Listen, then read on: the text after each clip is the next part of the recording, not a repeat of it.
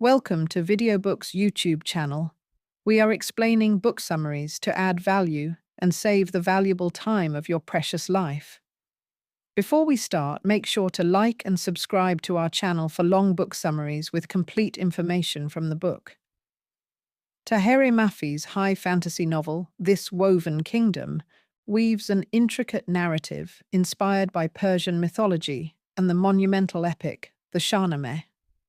The story introduces a richly textured world divided by ancient bloodlines, hidden destinies, and the volatile remnants of magic. At its core, the narrative explores the tense coexistence between the human race and the jinn, a powerful magical people born of smokeless fire. Centuries prior to the events of the novel, a devastating war resulted in the subjugation of the jinn, forcing them into a brutal treaty that stripped them of their freedom and reduced them to a despised underclass within the human empire of Ardania. The introduction sets the stage in the bustling, stratified capital city of Tula, a place defined by its architectural grandeur and its deep systemic cruelties. Beneath the surface of daily human life lies a hidden layer of ancient prophecy and political unrest. The current human ruler, King Zahed, governs Ardania with an increasingly paranoid iron fist, haunted by whispers of a foretold revolution that will dismantle the human empire and restore the jinn to power. Unbeknownst to the royal court and the general public, the true heir to the ancient jinn throne is living in plain sight, surviving as a nameless servant in the harshest corners of the capital.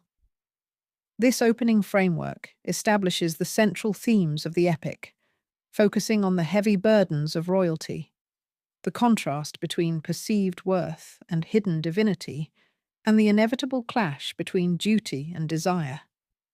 By focusing on the daily struggles of a discarded queen and the rigid responsibilities of a duty-bound human prince, the story prepares to delve into a complex exploration of prejudice, forbidden romance, and the explosive uncovering of long-buried secrets that threaten to tear Ardanian society apart. Chapter 1 opens by immersing the reader directly into the grueling daily reality of Alizeh, who works as a lowliest servant in the sprawling, cold estate of the wealthy and demanding Bazem family. The early morning hours in the capital city of Tula are freezing, and Alizeh is already awake long before dawn, her hands chapped and bleeding from the harsh chemicals and icy water she must use to scrub the endless marble floors. To the rest of the household, she is merely an invisible, disposable girl with no background and no future, a nameless entity to be ordered around and dismissed at a whim. She must constantly keep her head bowed and her eyes downcast to avoid drawing any attention to herself, because the slightest scrutiny from her employers could prove fatal to her survival. Beneath this deceptive mask of servitude, Alizeh carries a dangerous and monumental secret that she must guard with her life, as she is actually the long-lost heir to the ancient jinn empire. Her true nature is hidden beneath heavy, dirt-streaked clothes and soot meant to disguise her otherworldly, ethereal beauty and the distinctive traits of her magical heritage. The jinn are a people born of smokeless fire who were conquered, hunted, and systematically subjugated by humans centuries ago. And Alizeh is the very last of her royal bloodline, making her the ultimate target for the paranoid human king if her existence were ever discovered. Every single day is a masterclass in survival as she suppresses her natural grace, her instinct to fight back, and the latent magical energy humming just beneath her skin, knowing that a single slip of her mask would ignite a manhunt across the entire kingdom. The primary conflict of the chapter heightens when Alizeh is tasked with a particularly grueling chore in the upper quarters of the estate, bringing her into direct contact with the cruel and volatile nature of the mistress of the house. While enduring a harsh reprimand for a minor fabricated mistake regarding the laundry, Alizeh is forced to witness the casual bigotry that humans harbor toward anyone suspected of possessing jinn blood or showing signs of magical deviation. The tension in the room is suffocating, as Alizeh uses every ounce of her considerable willpower to suppress a flash of her inherent power, choosing to swallow her pride and accept the unfair punishment, rather than risk exposing the ancient lineage she carries. The narrative shifts focus to the physical toll this double life takes on her, as she finally retreats to her meagre quarters in the freezing basement of the estate late that evening. In the absolute privacy of the dark, damp room, she allows herself to breathe fully for the first time all day, carefully unwrapping the bandages on her hands to inspect her wounds, which heal just a fraction faster than a normal human's would. She contemplates the heavy, crushing weight of her destiny, feeling entirely isolated from a world that either wants to exploit her or destroy her completely. The chapter concludes with Alizeh staring out of a tiny, iron-barred basement window at the distant, glittering spires of the royal palace, her heart heavy with the bittersweet knowledge of who she truly is and the bleak reality of the servant she must pretend to be again tomorrow. Chapter 2 shifts the narrative focus to introduce the secondary protagonist of the epic, Prince Kamran, the crown prince and heir to the human throne of Ardania. The contrast between Kamran's world and Alizeh's baseline survival could not be more stark, as the chapter opens within the opulent, heavily guarded walls of the royal palace of Tula. Kamran is currently engaged in an intense, brutal training session with his elite personal guards, demonstrating his extraordinary martial prowess, speed, and strategic mind. He moves with a fluid, lethal grace that has been honed by years of relentless military discipline, establishing him not just as a royal figurehead, but as a formidable warrior who takes his duty to protect his grandfather's empire with absolute, unwavering seriousness. Despite his privileged position and unparalleled physical skill, Kamran carries an immense internal burden that isolates him from the court he is destined to rule. He is plagued by a growing sense of disillusionment regarding his grandfather, King Zahed, whose governance has become increasingly erratic, tyrannical, and driven by an all-consuming paranoia. The king is obsessed with ancient prophecies, predicting the sudden downfall of the human empire at the hands of a resurrected jinn sovereign, and this fear has trickled down into the daily operations of the palace, creating an atmosphere of suspicion, whispers, and betrayal. Kamran finds himself constantly caught between his deep, innate loyalty to his bloodline and his growing moral discomfort with the ruthless methods his grandfather employs to maintain absolute control over the populace. The primary conflict of the chapter intensifies when Kamran is summoned from the training grounds to an immediate private audience with King Zahed in the royal chambers. The atmosphere in the throne room is suffocating, thick with the scent of burning incense and the underlying tension of a monarch losing his grip on reality. The king reveals to Kamran that his network of spies has detected a subtle shift in the political undercurrents of the capital, hinting that the dispersed and hidden jinn factions may be attempting to organize or rally around a central figure. Zahed demands that Kamran take personal command of the imperial intelligence forces to root out any signs of dissent, placing a heavy emotional weight on the young prince to act as the primary enforcer of his grandfather's oppressive policies. The narrative delves deeper into Kamran's internal struggle as he leaves the royal presence and retreats to the palace ramparts, looking out over the sprawling, multi-tiered city of Tula as dusk begins to fall. He contemplates the absolute fragility of the peace they have maintained through violence and subjugation, questioning whether an empire built on the systematic destruction of another race can truly endure.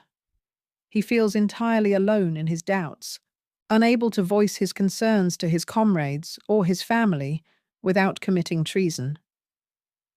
The chapter concludes with Kamran watching the lanterns flicker to life in the lower districts of the city, completely unaware that his search for the rumoured spark of jinn rebellion is about to pull him directly into the path of a simple house servant scrubbing floors just a few miles away. Chapter 3 returns to Alizeh's perspective as she is thrust back into the relentless, exhausting routine of the Bazem estate, where the workload has doubled due to an upcoming grand feast. The household is in a state of chaotic preparation, with senior servants screaming orders and guards patrolling the corridors with heightened vigilance. Alizeh is assigned to the heavy physical task of carrying massive baskets of wet linen across the outdoor courtyards in the bitter cold. Every step she takes is an exercise in pain, her muscles aching and her breath freezing in the air. Yet she maintains her perfect submissive posture, knowing that any sign of weakness or irregularity will invite cruel amusement or physical punishment from the head housekeeper. The central conflict of the chapter sharpens when Alizeh inadvertently crosses paths with the young master of the house, a cruel and entitled human nobleman who enjoys exercising his absolute authority over the defenseless staff. He deliberately blocks her path in a narrow stone corridor, knocking her heavy basket to the ground and sending the clean linen scattering into the mud. He taunts her, demanding that she look up and apologize for her clumsiness, a trap designed to force her to reveal her face. Alizeh is frozen in a moment of sheer terror. If she lifts her head, the striking golden luminosity of her djinn eyes and the ethereal symmetry of her features will immediately betray her magical identity, undoing years of careful concealment. In this moment of intense crisis, Alizeh relies on her quick wit and a dangerous gamble, utilizing a minute, localized manipulation of the ambient heat in the air. While keeping her head pressed firmly against the stone floor in a gesture of profound submission, she subtly channels a fraction of her inner flame to cause the young nobleman's expensive silk cloak to suddenly singe and smoke near the hem. The sudden distraction works perfectly, as the nobleman panics at the unexpected fire, cursing and scrambling backward to extinguish the small burn, completely forgetting about the servant girl kneeling in the dirt. Alizeh uses the frantic commotion to gather the ruined linen and quickly slip away into the shadows of the lower kitchens before anyone can question the source of the mysterious spark. The narrative follows Alizeh as she retreats to the safety of the dark scullery, her heart hammering wildly against her ribs from the narrow escape. She realizes with growing dread that her control over her latent magic is becoming more volatile, the ancient power within her blood chafing against the forced suppression of her daily life. She cannot afford another mistake, as the city guards have increased their patrols outside the estate walls, searching every alleyway for suspicious activity. The chapter concludes with Alizeh standing in the dim light of a single tallow candle, washing the mud from her hands, deeply shaken by the knowledge that her sanctuary is crumbling and that the magical fire she carries is becoming increasingly difficult to hide from a world that wants her dead. Chapter 4 returns to Prince Kamran's perspective as he begins to execute the strict orders handed down by his grandfather, diving deep into the intricate intelligence reports gathered by the palace spies. He spends his morning locked away in a private study high within the royal archives, surrounded by ancient maps of Ardania, translated djinn scrolls, and recent civilian arrest records. The data reveals a deeply unsettling trend, showing a sharp increase in localized civil unrest, mysterious arson attacks, and whispers of an underground network of djinn sympathizers operating within the poorest quarters of Tula. Kamran analyzes the tactical movements of his troops, searching for a pattern that might lead him to the source of this growing friction, all while feeling a profound moral weight regarding the aggressive crackdowns his grandfather expects him to authorize. The primary conflict of the chapter deepens when Kamran decides to leave the isolated comfort of the upper palace to conduct a personal, undercover reconnaissance mission through the crowded lower markets of the capital. Disguising his royal status beneath a simple wool cloak and moving without his usual contingent of elite guards, He walks through the dense, vibrant streets of the city, observing the raw reality of the people he is destined to rule. He sees firsthand the crushing poverty, the resentment simmering among the working class, and the brutal efficiency with which the city guards enforce royal decrees. This direct exposure to the suffering of his citizens sharpens his internal conflict, making him realize that the peace his grandfather boasts of is merely a fragile illusion maintained by fear and systematic oppression. While navigating a narrow alleyway near the edge of the wealthy residential district, Kamran's sharp warrior instincts are suddenly triggered when he notices a strange, localized disruption in the ambient air. He detects the faint scent of sulfur and a sudden, unnatural spike in temperature that feels entirely out of place in the freezing winter air. Following his intuition, he tracks the sensation to the perimeter wall of a large private estate, where he spots a young female servant slipping quickly through a side service gate. Although her head is completely wrapped in a drab shawl and her clothes are stained with soot, the fluid grace of her movements catches his attention, striking him as entirely inconsistent with the broken posture of a typical household drudge. Kamran attempts to follow the mysterious servant to get a closer look, but the dense, fast-moving crowd of the market square quickly cuts off his path, causing him to lose her trail in the bustling chaos. The brief encounter leaves him deeply intrigued and highly suspicious, his analytical mind wondering if this ordinary-looking girl could somehow be linked to the strange, magical anomalies reported by his scouts. He returns to the palace as night falls, his thoughts completely consumed by the brief glimpse of the girl from the estate.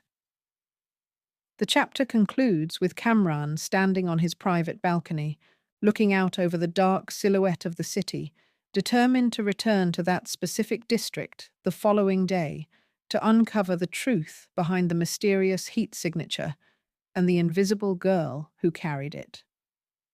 Chapter 5 returns to Alizeh's perspective, opening on the day of the grand feast within the Bazum estate, which has turned the household into an absolute pressure cooker of stress.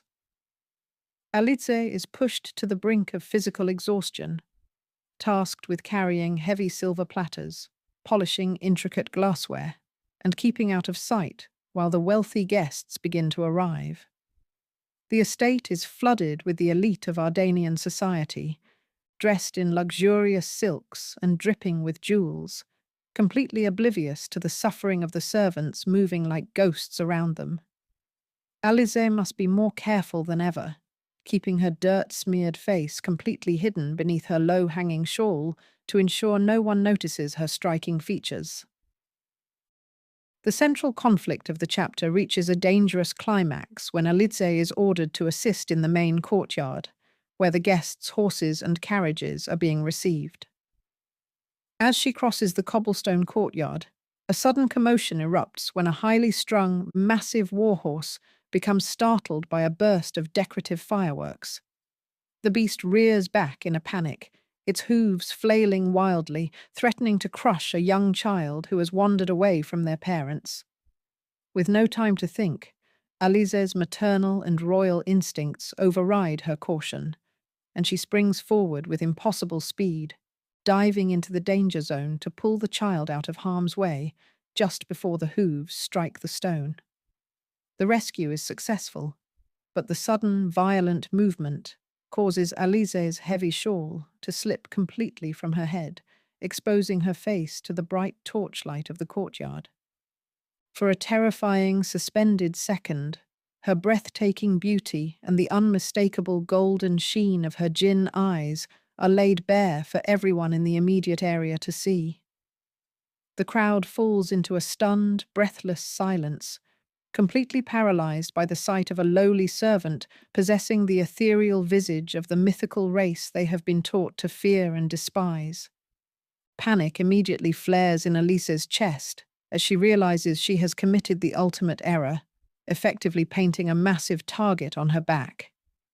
Before the guards or the master of the house can recover from their shock to seize her, Alizeh scrambles to her feet, pulls her shawl back over her face, and bolts into the labyrinthine corridors of the estate's lower quarters.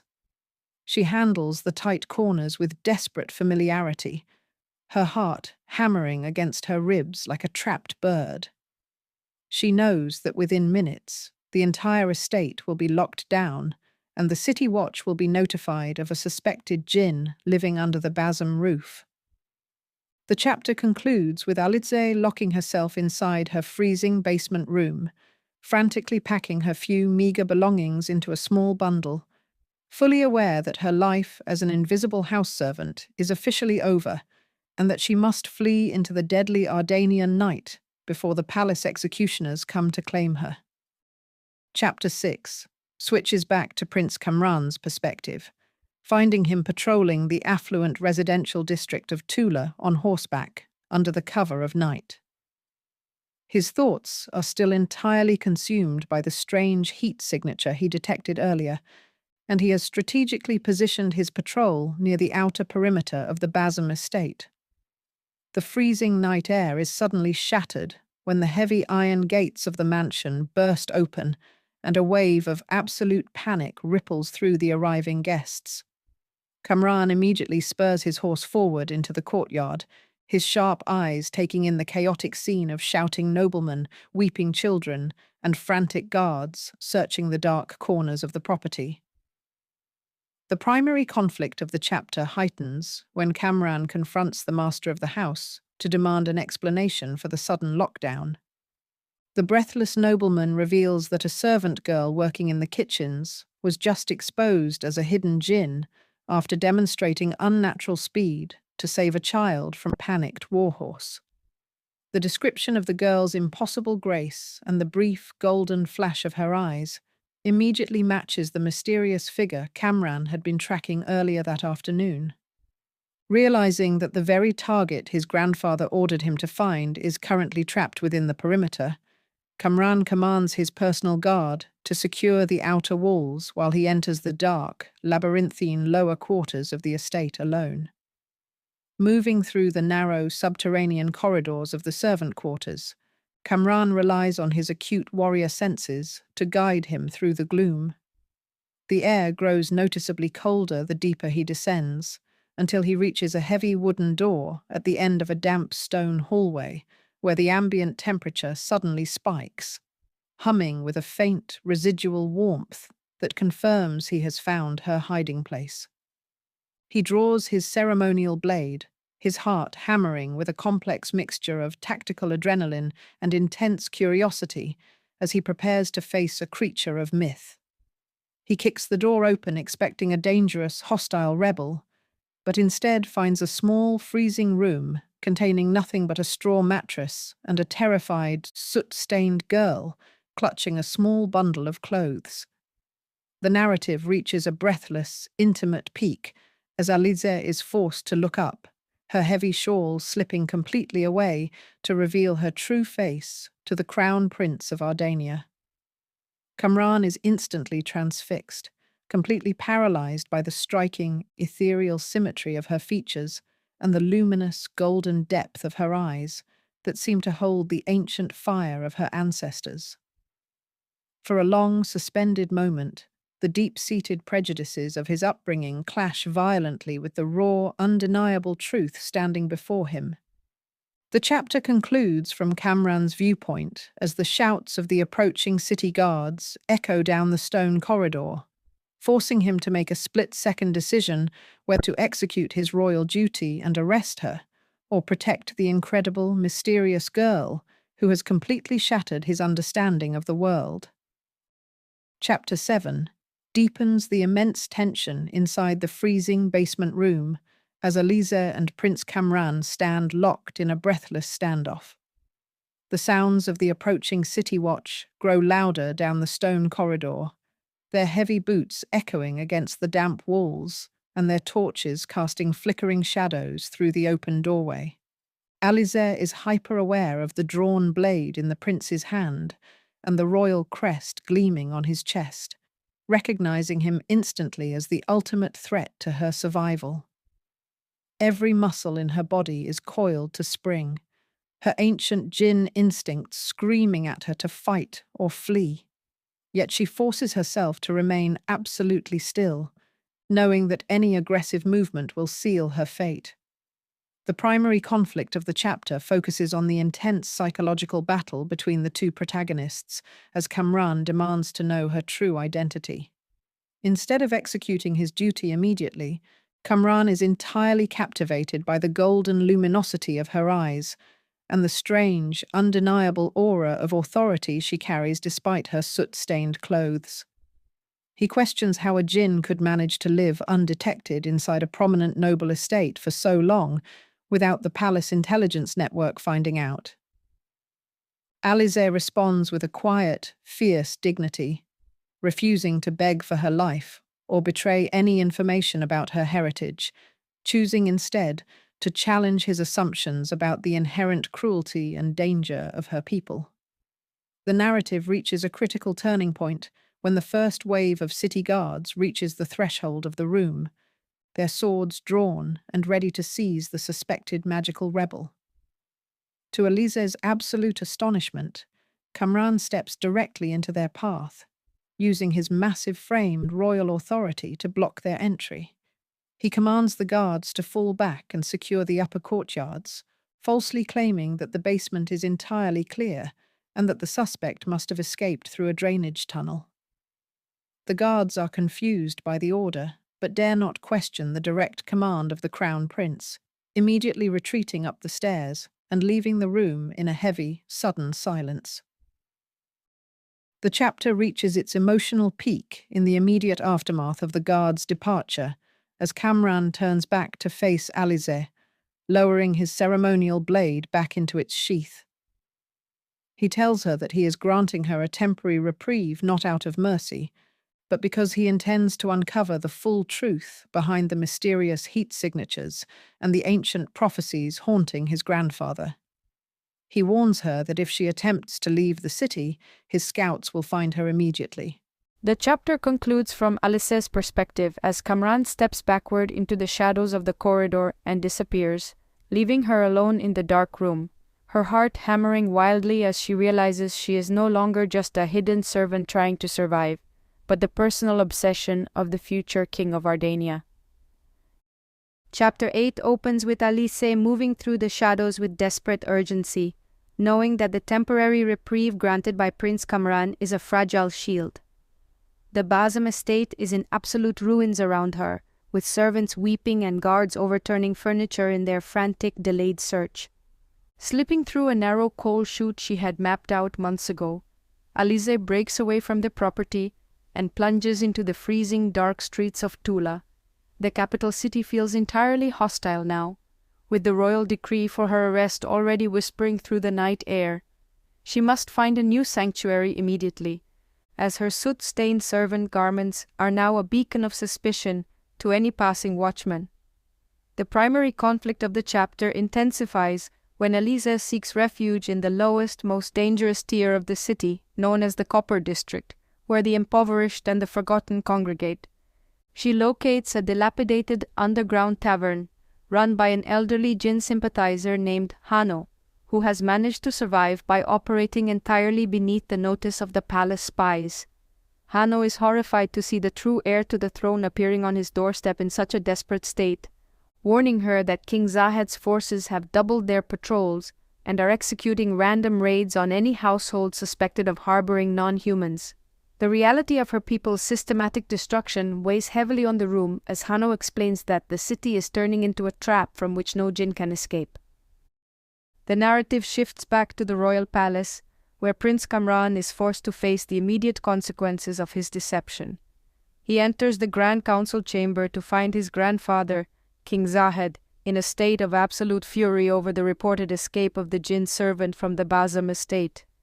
The king rants about the validity of the ancient prophecies, sensing that the foretold thread that will unravel his kingdom is slipping through his fingers.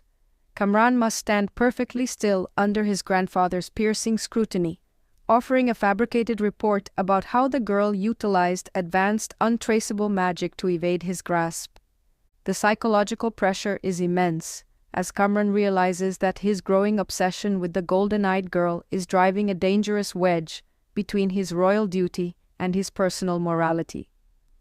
The chapter reaches its emotional peak late that night as Kamran retreats to his private quarters, unable to erase the image of Alizeh's fierce, dignified face from his mind.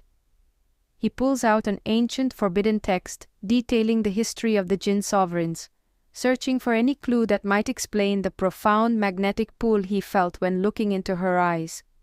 Meanwhile, miles away in the damp cellar of Hanno's tavern, Alizeh sits huddled near a small hearth, gently warming her chapped hands. The chapter concludes with Alizeh looking at a small tarnished silver ring she managed to retrieve from her belongings, realizing that her paths are now irrevocably tangled with the crown prince, and that the quiet survival she once prayed for has been replaced by the roaring spark of an inevitable revolution. Chapter 9 returns to Alizeh's perspective, finding her trapped in the suffocating confinement of the underground cellar beneath Hanno's tavern.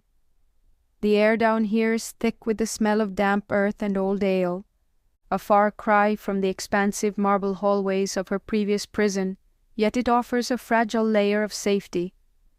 Hanno returns from the street level with grim news, explaining that the city watch has initiated a house-by-house search of the lower districts, specifically targeting young women of her height and build.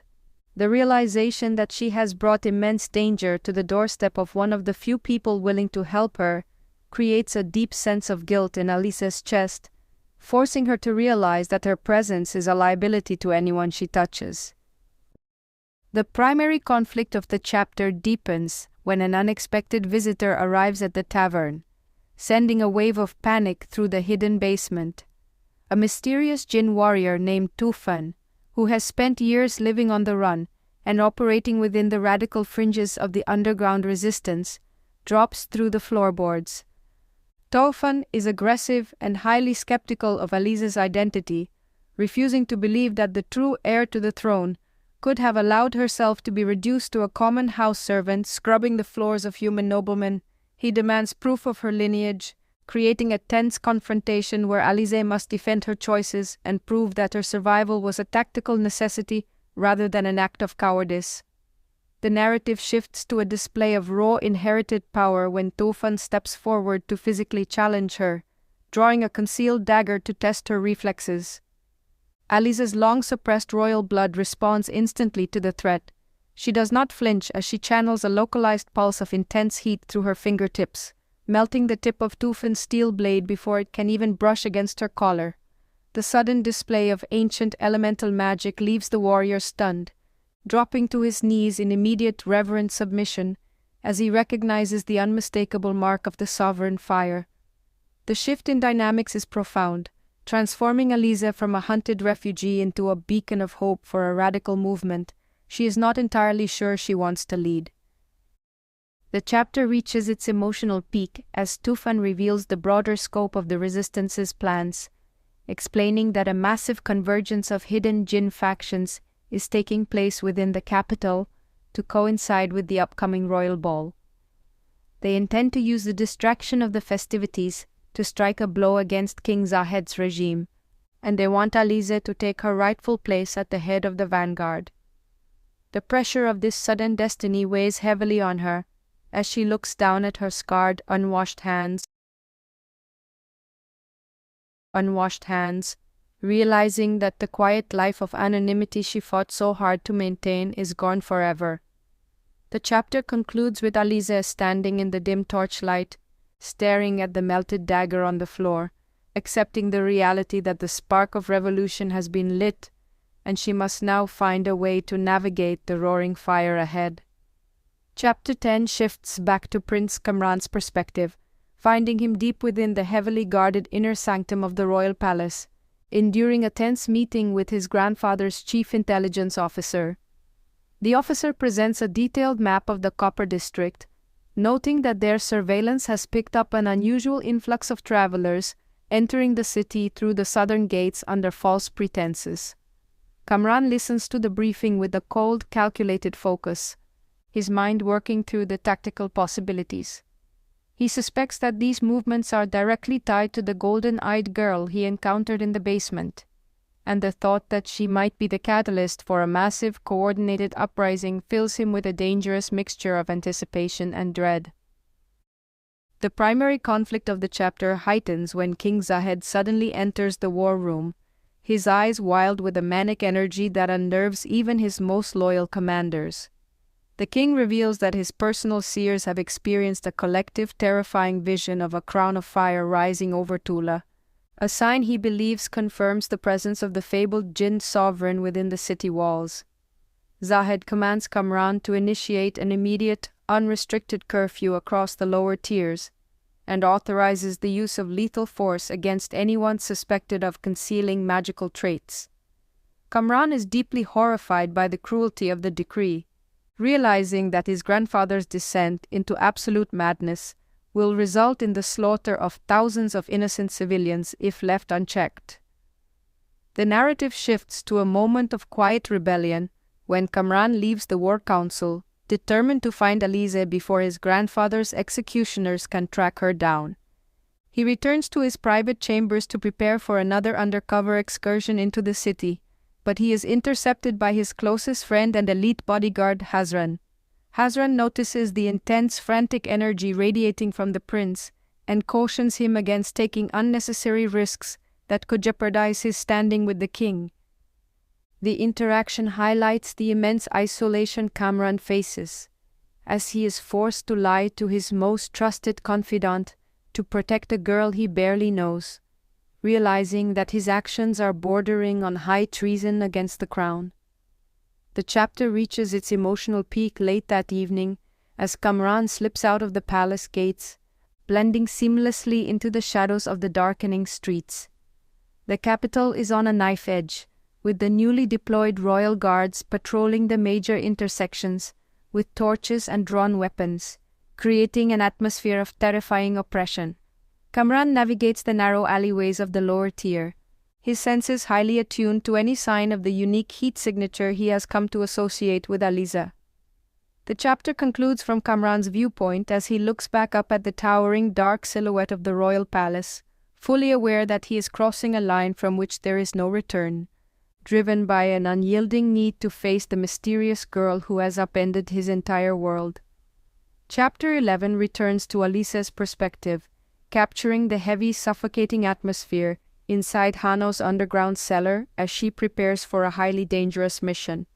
Tofan has managed to secure a set of high-quality garments belonging to a minor merchant's daughter, allowing Alizeh to discard her soot-stained servant rags for the first time in years. As she dresses in the simple but clean tunic and wraps her hair in a fine linen scarf, she feels a strange, unsettling shift in her identity. She is no longer entirely a faceless kitchen drudge, yet she is still far from the powerful sovereign her people expect her to be. Her assignment for the night is to navigate the upper markets of the neutral district to gather critical intelligence regarding the palace guard rotations before the upcoming royal festivities. The primary conflict of the chapter unfolds when Alizeh steps out into the freezing night air, finding the streets of Tula transformed into a volatile, militarized zone. The newly enforced curfew has driven the regular citizens indoors, leaving the Kabbalistic alleyways echoing with the rhythmic, heavy footsteps of the royal watch. Moving from shadow to shadow with her innate fluid grace, Alizeh must utilize every ounce of her survival training to avoid the sweeping glare of the watchmen's torches. The stakes are raised to a terrifying degree when a sudden, unexpected sweep by an elite cavalry unit forces her to duck into the recessed doorway of a closed spice shop, trapping her in a confined space with nowhere left to run if they decide to inspect the alley. The narrative shifts to a breathtaking moment of convergence when a large, cloaked figure suddenly slips into the exact same recess, shielding her from the view of the passing street patrol. Alizeh prepares to strike with her localized heat magic, her hand coiling to drive a fiery pulse into the stranger's chest, when the heavy hood falls back to reveal the sharp, striking features of Prince Kamran. The shock of seeing the crown prince standing in a derelict market doorway in the dead of night freezes her completely. Kamran places a firm, grounding hand over her wrist, silently absorbing the intense, stinging warmth radiating from her skin without flinching, his dark eyes locked onto her golden gaze with absolute intensity.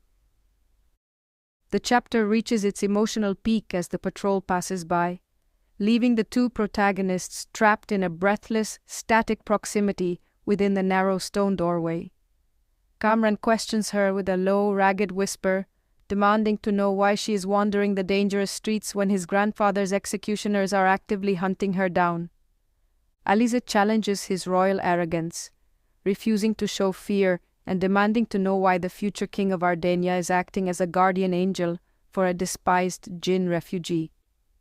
The chapter concludes from Alizeh's perspective as Kamran slowly releases his grip on her wrist, his expression a complex battlefield of duty and undeniable fascination, leaving her profoundly shaken by the realization that her fiercest enemy has become the only person keeping her alive in a city designed to destroy her. Chapter 12 switches back to Prince Kamran's perspective, capturing the intense, hyper-focused adrenaline rushing through his veins as he stands in the narrow, freezing stone doorway with Alizeh. The faint scent of her skin, mixed with the sharp aroma of dried spices from the shop behind them, completely derails his standard tactical thinking. He is acutely aware that if an Imperial patrol discovers him harboring a fugitive jinn in the middle of a city-wide curfew, it will trigger an immediate constitutional crisis and permanently destroy his relationship with his grandfather. Yet, looking down at her fierce, unwavering golden eyes, he finds himself utterly incapable of turning her over to the royal executioners. The primary conflict of the chapter intensifies as Kamran uses his physical presence to guide Alizeh away from the main thoroughfare, steering her into a network of abandoned, subterranean aqueducts that run beneath the neutral district. Within the damp, echoing darkness of the stone tunnels, their conversation turns into a fierce ideological battle. Kamran demands to know the truth behind the influx of jinn travelers into Tula, warning her that his grandfather's paranoia is reaching a breaking point that will result in the total annihilation of her people if a rebellion is attempted. Alizeh fires back with biting eloquence, refusing to let him play the role of a benevolent protector while his empire thrives on the systematic subjugation and misery of the jinn race. The narrative shifts to a deeper level of mutual vulnerability when Kamran accidentally brushes against her hand in the dark, feeling the intense, supernatural heat that constantly hums beneath her skin. Instead of pulling away in fear, he asks her about the physical burden of carrying such an ancient, destructive element within her body. Alizeh is taken aback by his genuine curiosity and lack of revulsion, marking the first time a human has viewed her magical heritage with awe rather than hatred. For a brief suspended moment, the heavy barriers of their respective royal titles begin to crack, exposing the profound, undeniable loneliness that isolates both of them from the worlds they are meant to lead. The chapter reaches its emotional peak when they reach the exit of the aqueduct system, which opens into a secluded courtyard near the edge of the lower tier. Kamran looks at her, realizing that every second he spends in her company pulls him further away from the duty he has spent his entire life honoring, yet he cannot bring himself to walk away entirely. He tells her that he will find a way to delay the palace raids in the Copper District for 3 days, granting her people a brief window of safety, but he demands that she meet him again in secret to negotiate a peaceful resolution. The chapter concludes from Kamran's viewpoint as Alizeh slips silently into the foggy night air without giving a definitive promise, leaving him alone in the courtyard, completely aware that he has just committed an act of high treason for the sake of an enemy queen. Chapter 13 returns to Alizeh's perspective as she navigates the fog-laden streets of the Copper District, her mind in complete turmoil after her encounter with Prince Kamran. The prince's promise to delay the palace raids for 3 days hangs heavily in her thoughts, presenting a dangerous paradox.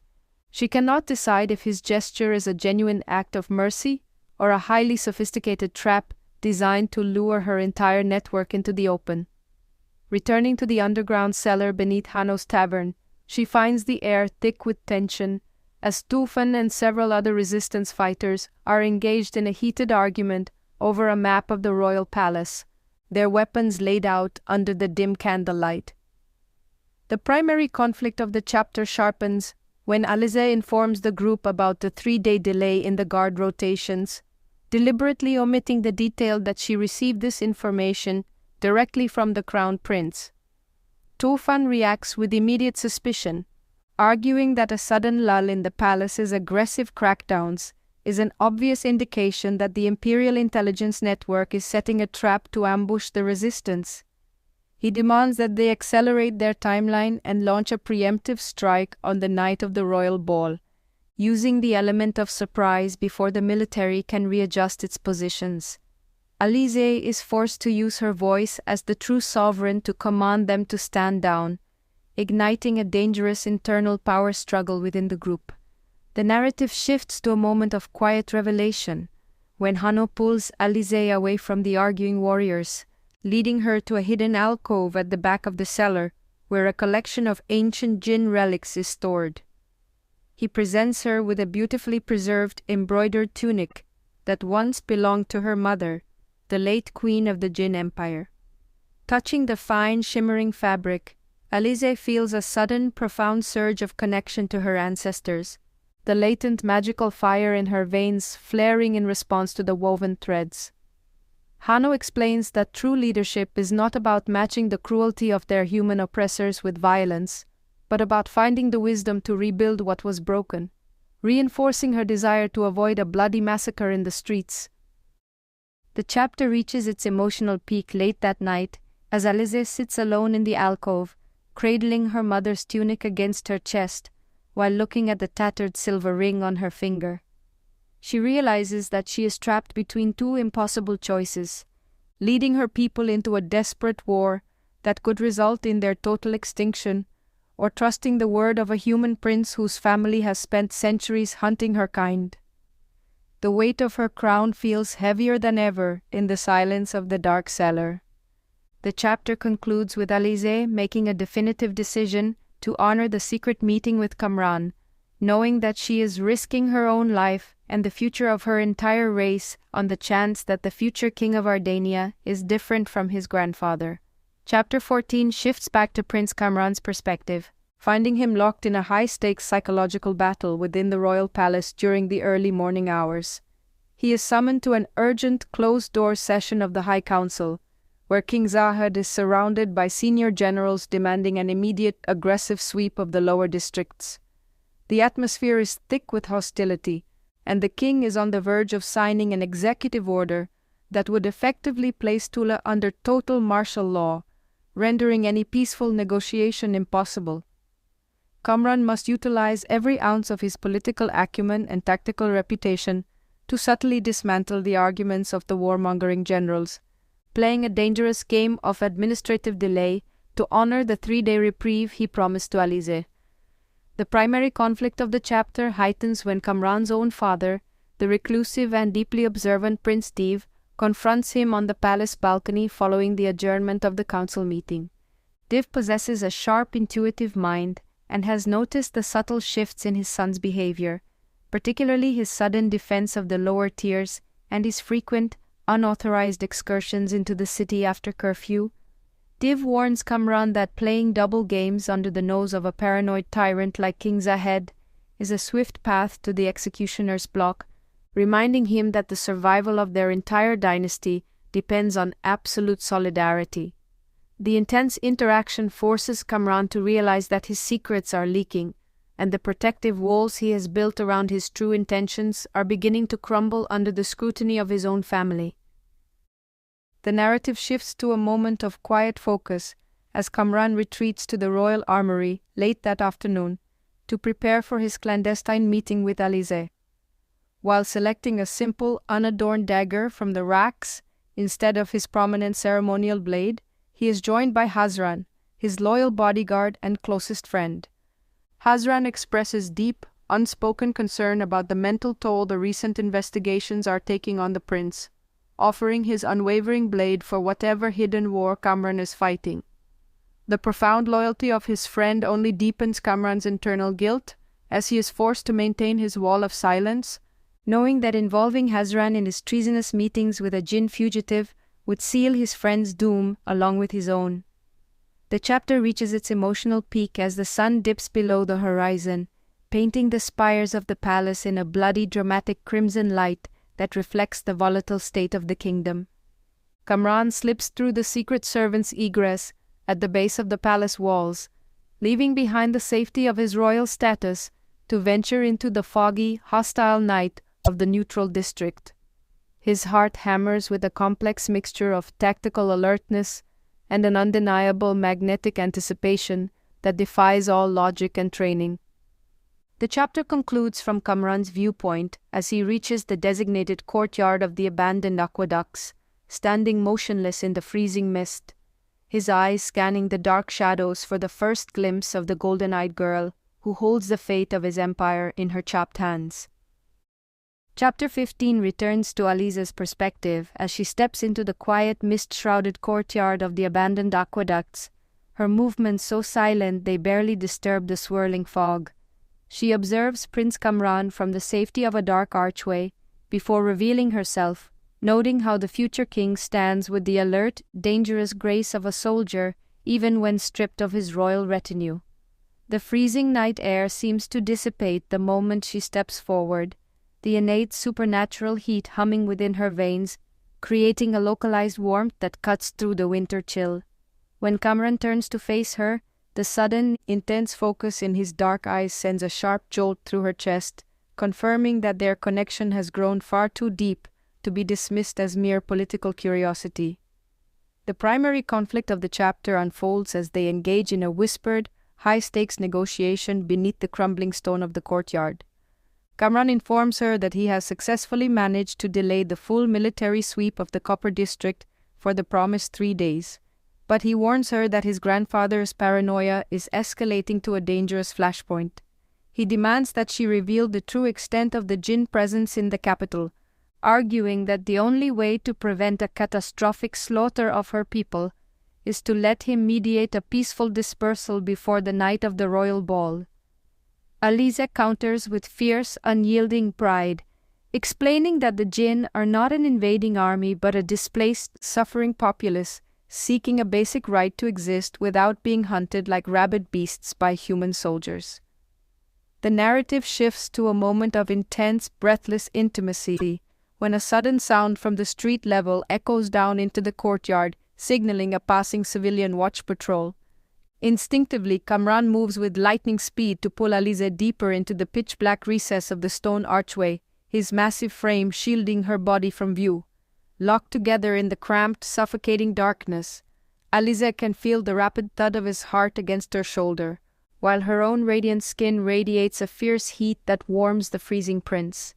The proximity is overwhelming, shattering the rigid barriers of human and jinn, prince and servant, leaving them hyper-aware of the profound attraction pulling them together against all laws of the realm.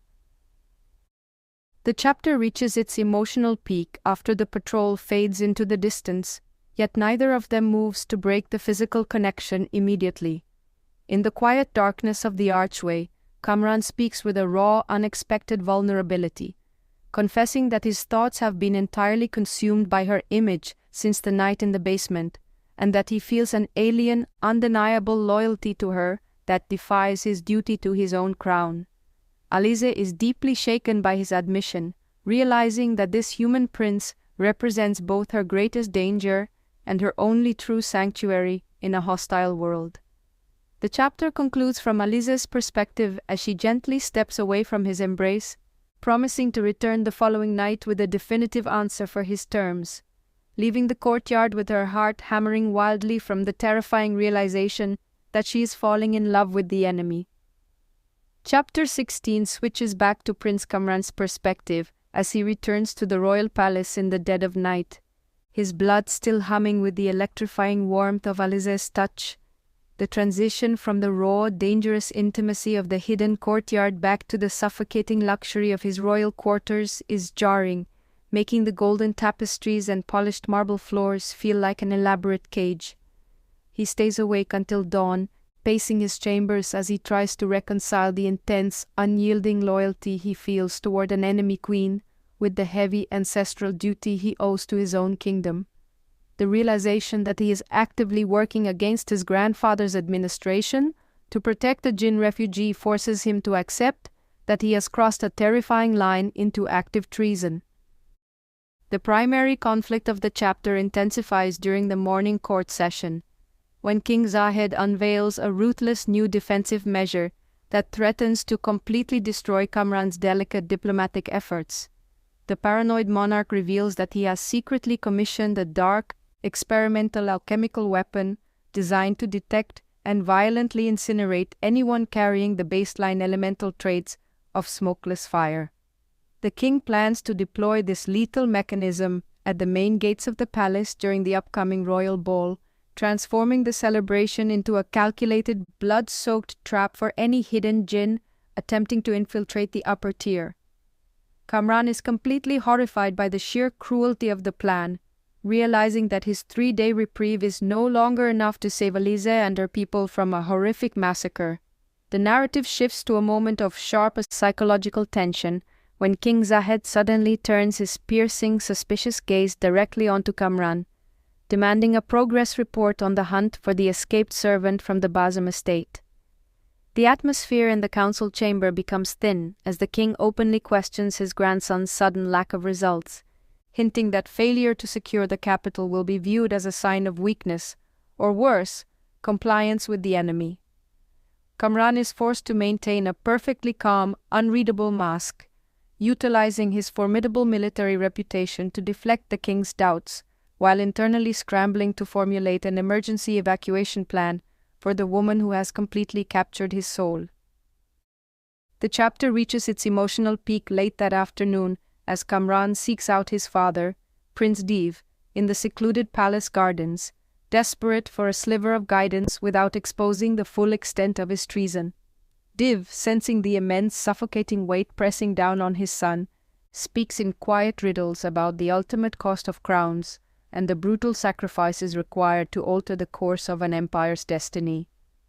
The conversation leaves Kamran with a grim, absolute clarity regarding the choice ahead of him.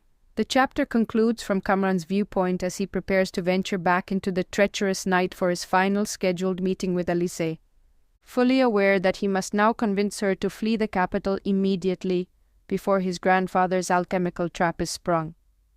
Chapter 17 returns to Alizeh's perspective as she makes her way through the freezing shadowed alleys toward the designated courtyard, her heart weighing heavily with the decision she has made. She has spent the entire day resisting the aggressive, war-minded demands of Tufan and the underground fighters, choosing instead to risk everything on the word of a human prince. The night air feels increasingly thin and dangerous, as the presence of the royal guard has intensified across the borders of the neutral tier, their torches casting long predatory shadows across the stone walls. As she slips through the broken iron archway of the aqueduct courtyard, she finds Prince Kamran already waiting for her, his large frame tense and his face pale beneath the moonlight, radiating a frantic energy that immediately sets her on high alert.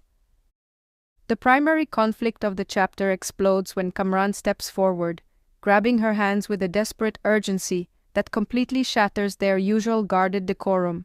He does not ask for her terms. Instead, he bluntly informs her that she must gather her people and flee the capital city of Tula tonight, abandoning any plans they have for the night of the royal ball.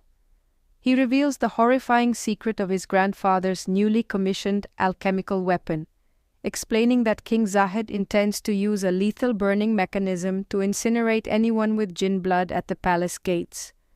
The news strikes Alizeh like a physical blow, the reality of the human king's absolute ruthlessness washing over her, and igniting a fierce, volatile wave of her inner elemental magic that causes the frost on the ground around them to instantly hiss and melt into steam. The narrative shifts to a raw, emotional confrontation as Alizeh pulls her hands away from his grip, her golden eyes flashing with a dangerous sovereign fire that she no longer cares to hide. She fiercely rejects the idea of running away like a coward, accusing Kamran of using the terrifying story as a clever tactical maneuver to drive her people back into hiding and maintain the cruel status quo of his family's empire. She demands to know how she can ever trust the grandson of the tyrant, who systematically slaughtered her bloodline and reduced her surviving people to miserable nameless slaves, scrubbing marble floors. Kamran stands completely exposed before her fury, refusing to draw his weapon or defend his family's legacy, choosing instead to let her anger burn against his absolute vulnerability. The chapter reaches its emotional peak when Kamran steps directly into the intense heat radiating from her body, closing the distance between them until his chest presses against her hands. In a low, ragged voice filled with an undeniable truth, he confesses that he is not trying to save his grandfather's empire. He is trying to save her, because the thought of her burning in that trap destroys his mind. He tells her that he is willing to abandon his crown, his legacy, and his family to ensure her survival, offering himself as a shield against the very kingdom he was born to rule. The sheer magnitude of his sacrifice silences Alize's fury completely, leaving her breathless as the ancient barriers between human and jinn dissolve into a profound, terrifying bond. The chapter concludes from Alize's perspective as she looks up into the dark eyes of the prince, realizing that they are both hopelessly trapped in a beautiful, ruinous love that will either save their peoples or burn the entire kingdom to the ground. Chapter 18 switches back to Prince Kamran's perspective, finding him standing in the freezing, mist-laden courtyard as the echoes of his own confession hang heavily in the quiet air. Looking down at Alizeh, whose golden eyes are wide with a mixture of shock and dawning realization, he feels a sudden, profound sense of liberation. For the first time in his life, he has spoken his absolute truth, shedding the heavy, suffocating armor of the crowned prince to reveal the vulnerable man beneath. The intense, supernatural heat radiating from her skin has settled into a soothing, rhythmic warmth against his chest, a physical manifestation of the impossible bond that has forged between them in the dark. The primary conflict of the chapter sharpens when the fragile silence of the courtyard is violently shattered by the sound of approaching danger. A sudden flare of green signal fire ignites over the rooftops of the nearby Copper District, followed immediately by the distant, frantic ringing of the city watch's alarm bells. Alizeh pulls back instantly, her maternal and royal instincts flaring as she recognizes the specific signal used by Tufan's resistance fighters when a localized raid has turned lethal.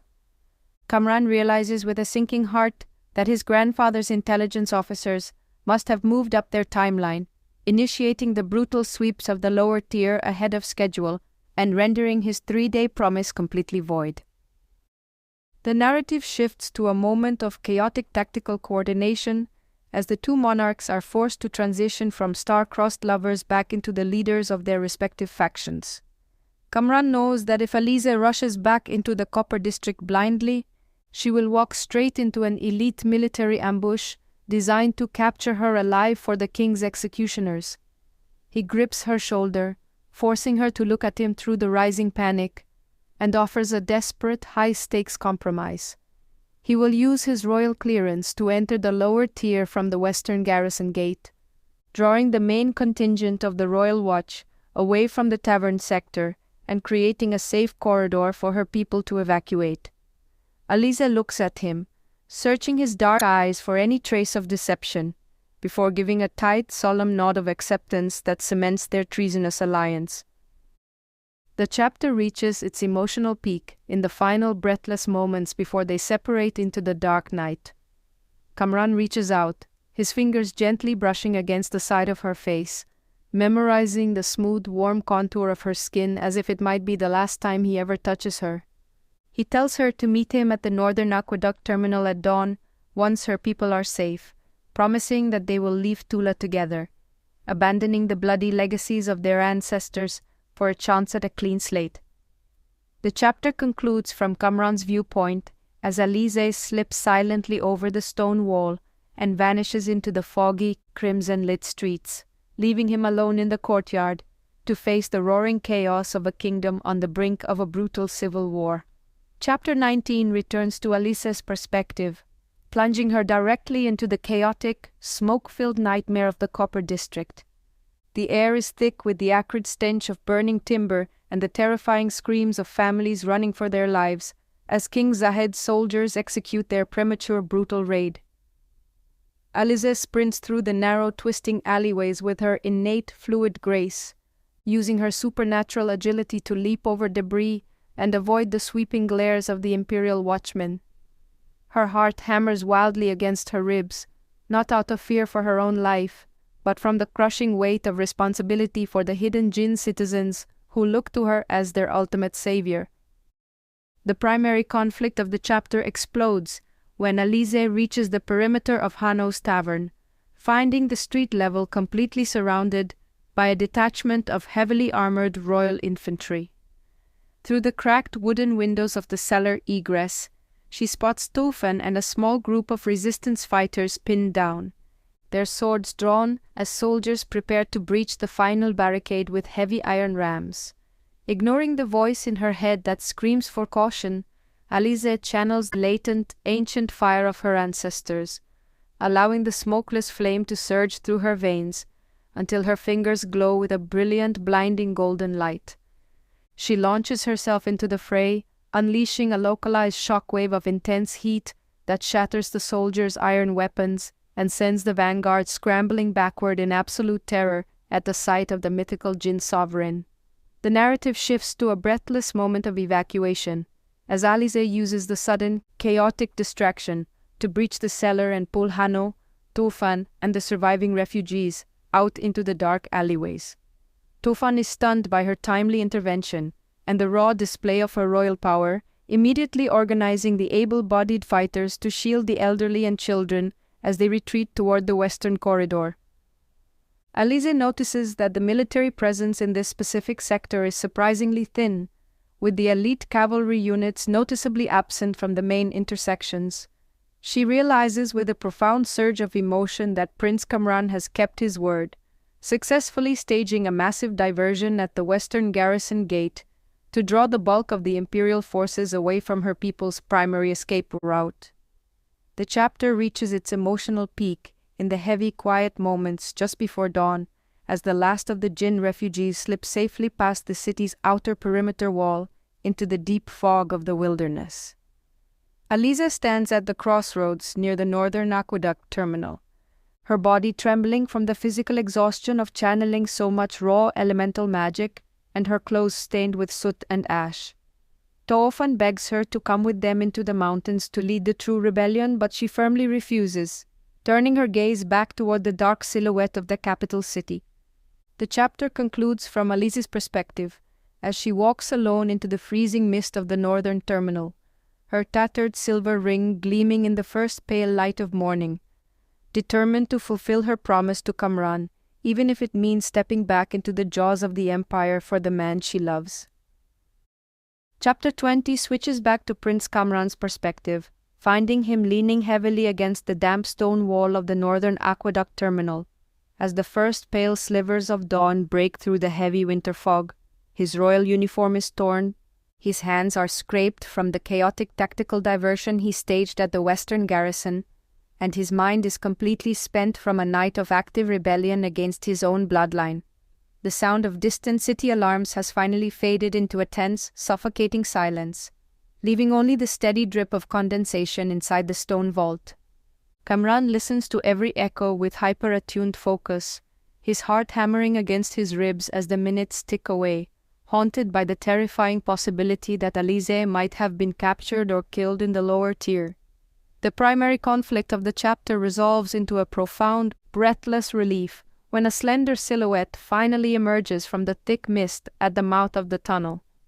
Alizeh steps into the dim vault, her face smudged with ash and her breathing ragged, yet her golden eyes burn with a fierce, survivalist intensity that instantly centers his world. Kamran closes the distance between them in a single stride, pulling her into a tight, desperate embrace that completely shatters the last remnants of their royal decorum. For a long, suspended moment, they simply hold on to each other in the freezing darkness, silently absorbing the reality that they have both survived the catastrophic night and that the path behind them is officially gone forever. The narrative transitions to a moment of stark reality as they break the embrace to face the immediate consequences of their shared treason.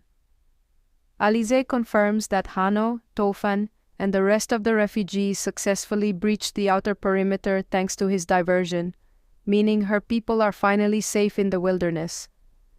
Kamran reveals that his actions at the garrison have undoubtedly raised flags with his father and the High Council, meaning his life in the palace is officially over. They stand together at the absolute precipice of a new existence, stripped of their titles, their security, and their history, possessing nothing but a tattered silver ring, an ancient legacy of smokeless fire, and an undeniable devotion to one of another. The chapter, and this major movement of their journey, reaches its emotional peak as Kamran takes Alizeh's hand, feeling the steady, comforting warmth humming beneath her skin. He leads her toward the dark, narrow opening of the northern mountain pass that stretches far beyond the boundaries of Ardania, leaving the oppressive spires of Tula to fade into the morning fog behind them. They are no longer a crown prince and a hidden kitchen maid. They are two sovereigns entering an uncertain exile, ready to forge a new destiny on their own terms. The chapter concludes from Kamran's viewpoint as they step out into the crisp, open air of the wilderness, completely aware that while the kingdom they left behind is on the brink of a massive civil war, the fire they carry between them will never be extinguished. Chapter 21 returns to Alizeh's perspective, capturing the heavy, ringing silence of the open wilderness as the towering stone walls of Tula finally vanish beneath the horizon. The transition from the claustrophobic, smoke-filled alleys of the Copper District to the vast, untamed expanse of the northern foothills is dizzying, making every breath of crisp mountain air feel like both a victory and a profound weight. Alizeh moves with her characteristic fluid grace, but her muscles ache from the intense elemental strain of the previous night, and her hand feels exceptionally warm where it remains linked with Kamran's. She is acutely aware that while she has successfully delivered her people from immediate slaughter, she is now walking into an unknown exile with the one man who was born to inherit her people's hatred. The primary conflict of the chapter focuses on the immediate physical and psychological toll of their escape as they seek temporary shelter within a shallow stone cavern nestled along the rocky ridge. As the adrenaline of the evacuation begins to fade, the immense reality of what they have left behind settles into the cramped space. Alizeh watches Kamran as he builds a small hidden campfire, noting the meticulous military precision of his movements, despite his absolute exhaustion and torn royal uniform. The sight of the future king of Ardania performing menial survival tasks in a dusty cave brings a bittersweet sting to her chest, forcing her to confront the deep guilt she feels for costing him his birthright, his family, and his pristine reputation. The narrative shifts to a moment of raw, unvarnished honesty between the two fugitives when Kamran sits down beside her, his dark eyes reflecting the flickering orange light of the hearth. Sensing her quiet withdrawal, he gently takes her hand, his fingers tracing the tattered silver ring on her finger. Alizeh voices her deepest fears, questioning whether their love is an act of beautiful defiance or a selfish curse that will ultimately leave both of their factions leaderless in the face of an inevitable war. Kamran counters her doubts with an unwavering, fierce devotion, explaining that a crown built on systematic cruelty and the blood of innocent people is a legacy he gladly discards, choosing instead to build a future defined by the truth he found in her golden gaze. The chapter reaches its emotional peak as the afternoon sun begins to dip, casting long, dramatic shadows across the wilderness and painting the distant mountain peaks in shades of deep amber and violet. Sheltered from the biting wind, Alizeh leans her head against Kamran's shoulder, allowing her innate supernatural warmth to envelop them both as they share a quiet moment of absolute peace that felt impossible just 24 hours prior. They are fully aware that King Zahed's elite scouts will eventually discover their trail, and that Tufan's radical resistance will continue to look for their hidden queen. But for this single night, the world cannot reach them. The chapter concludes from Alizeh's perspective as she watches the embers of the campfire slowly die down, finally accepting that her destiny is no longer bound to a kitchen scullery or an ancient prophecy, but to the human prince sleeping peacefully by her side in the quiet dark. Chapter 22 switches back to Prince Kamran's perspective, finding him suddenly awake in the grey hours before dawn, his hand instinctively moving toward the hilt of his dagger. The absolute stillness of the mountain cavern is deceptive. His highly trained military instincts are screaming that something is wrong. Beside him, Alizeh is still asleep, her breathing soft and rhythmic, her natural warmth acting as a comforting anchor in the freezing morning air. Kamran slips silently from the cave entrance, flattening his back against the jagged rock face as he scans the mist-covered valley below, searching for whatever anomaly triggered his sudden awakening. The primary conflict of the chapter heightens when Kamran spots a thin line of black smoke rising from a dense pine grove less than a league away, accompanied by the unmistakable rhythmic clicking of iron horseshoes against mountain stone.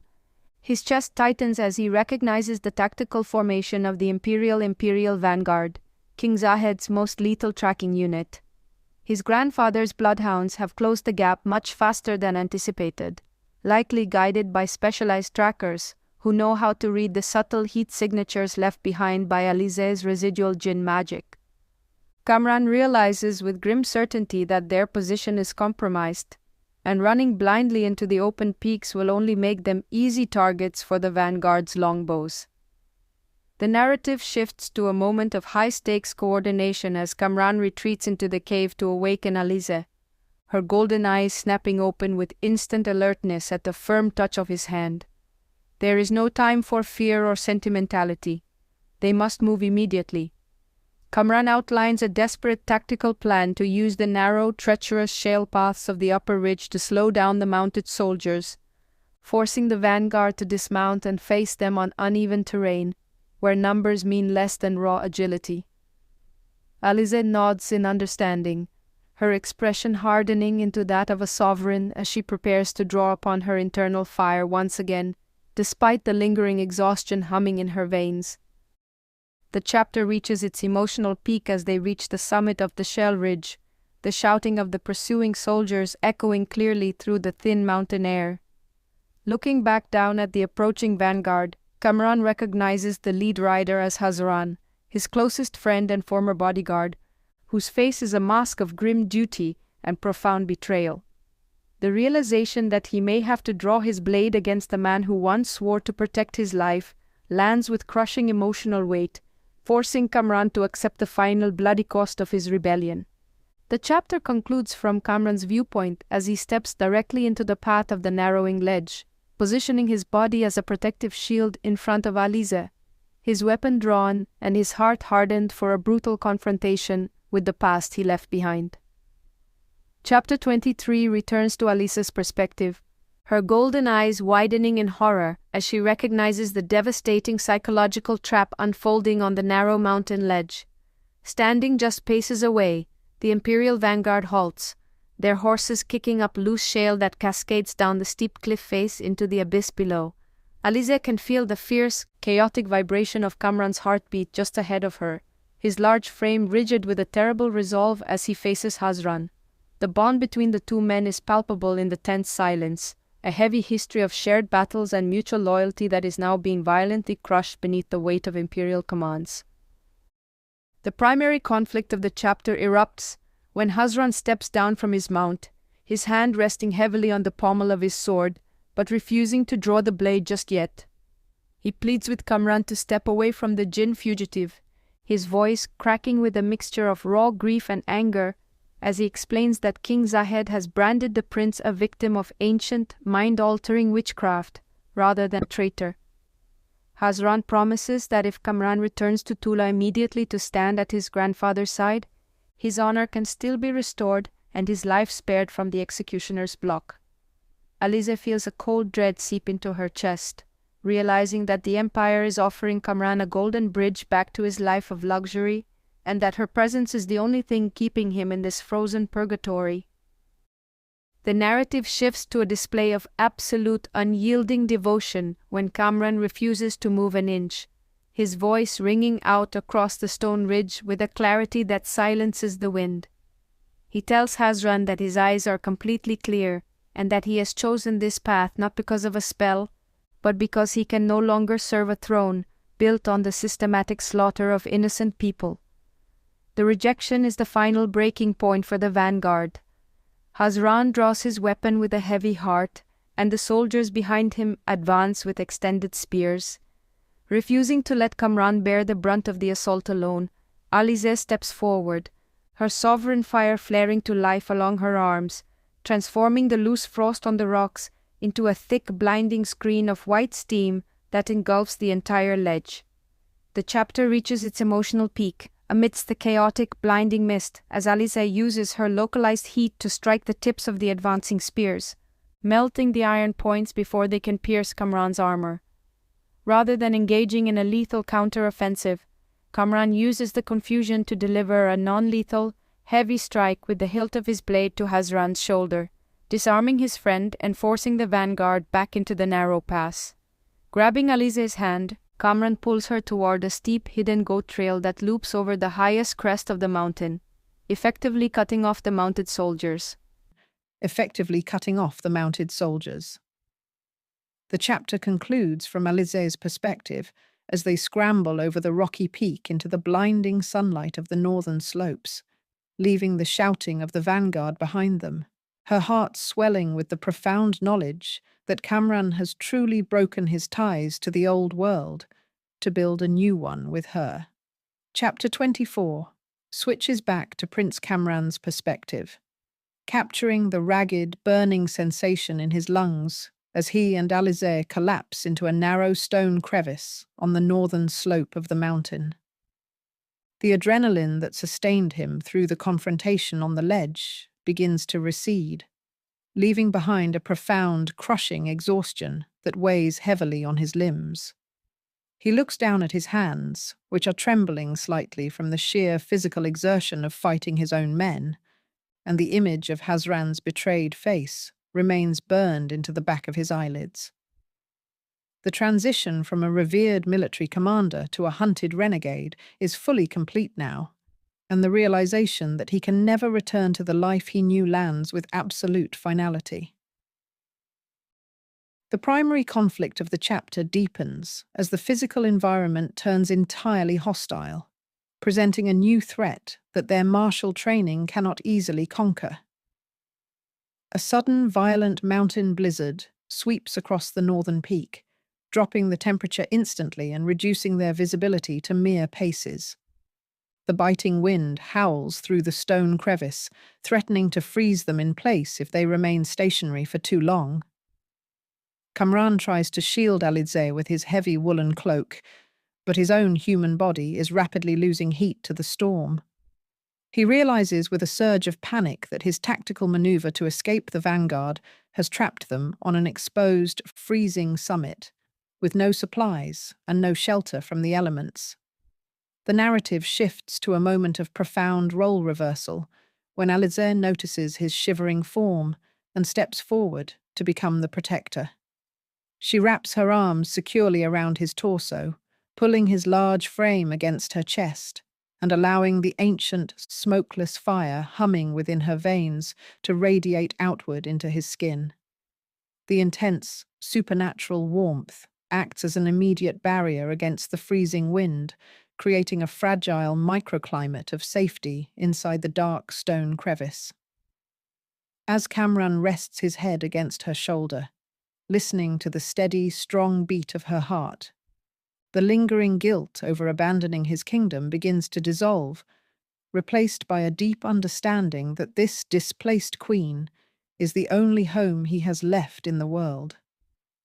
The chapter reaches its emotional peak in the quiet center of the raging storm as they sit locked in the intense embrace, sharing their body heat to survive the freezing mountain night.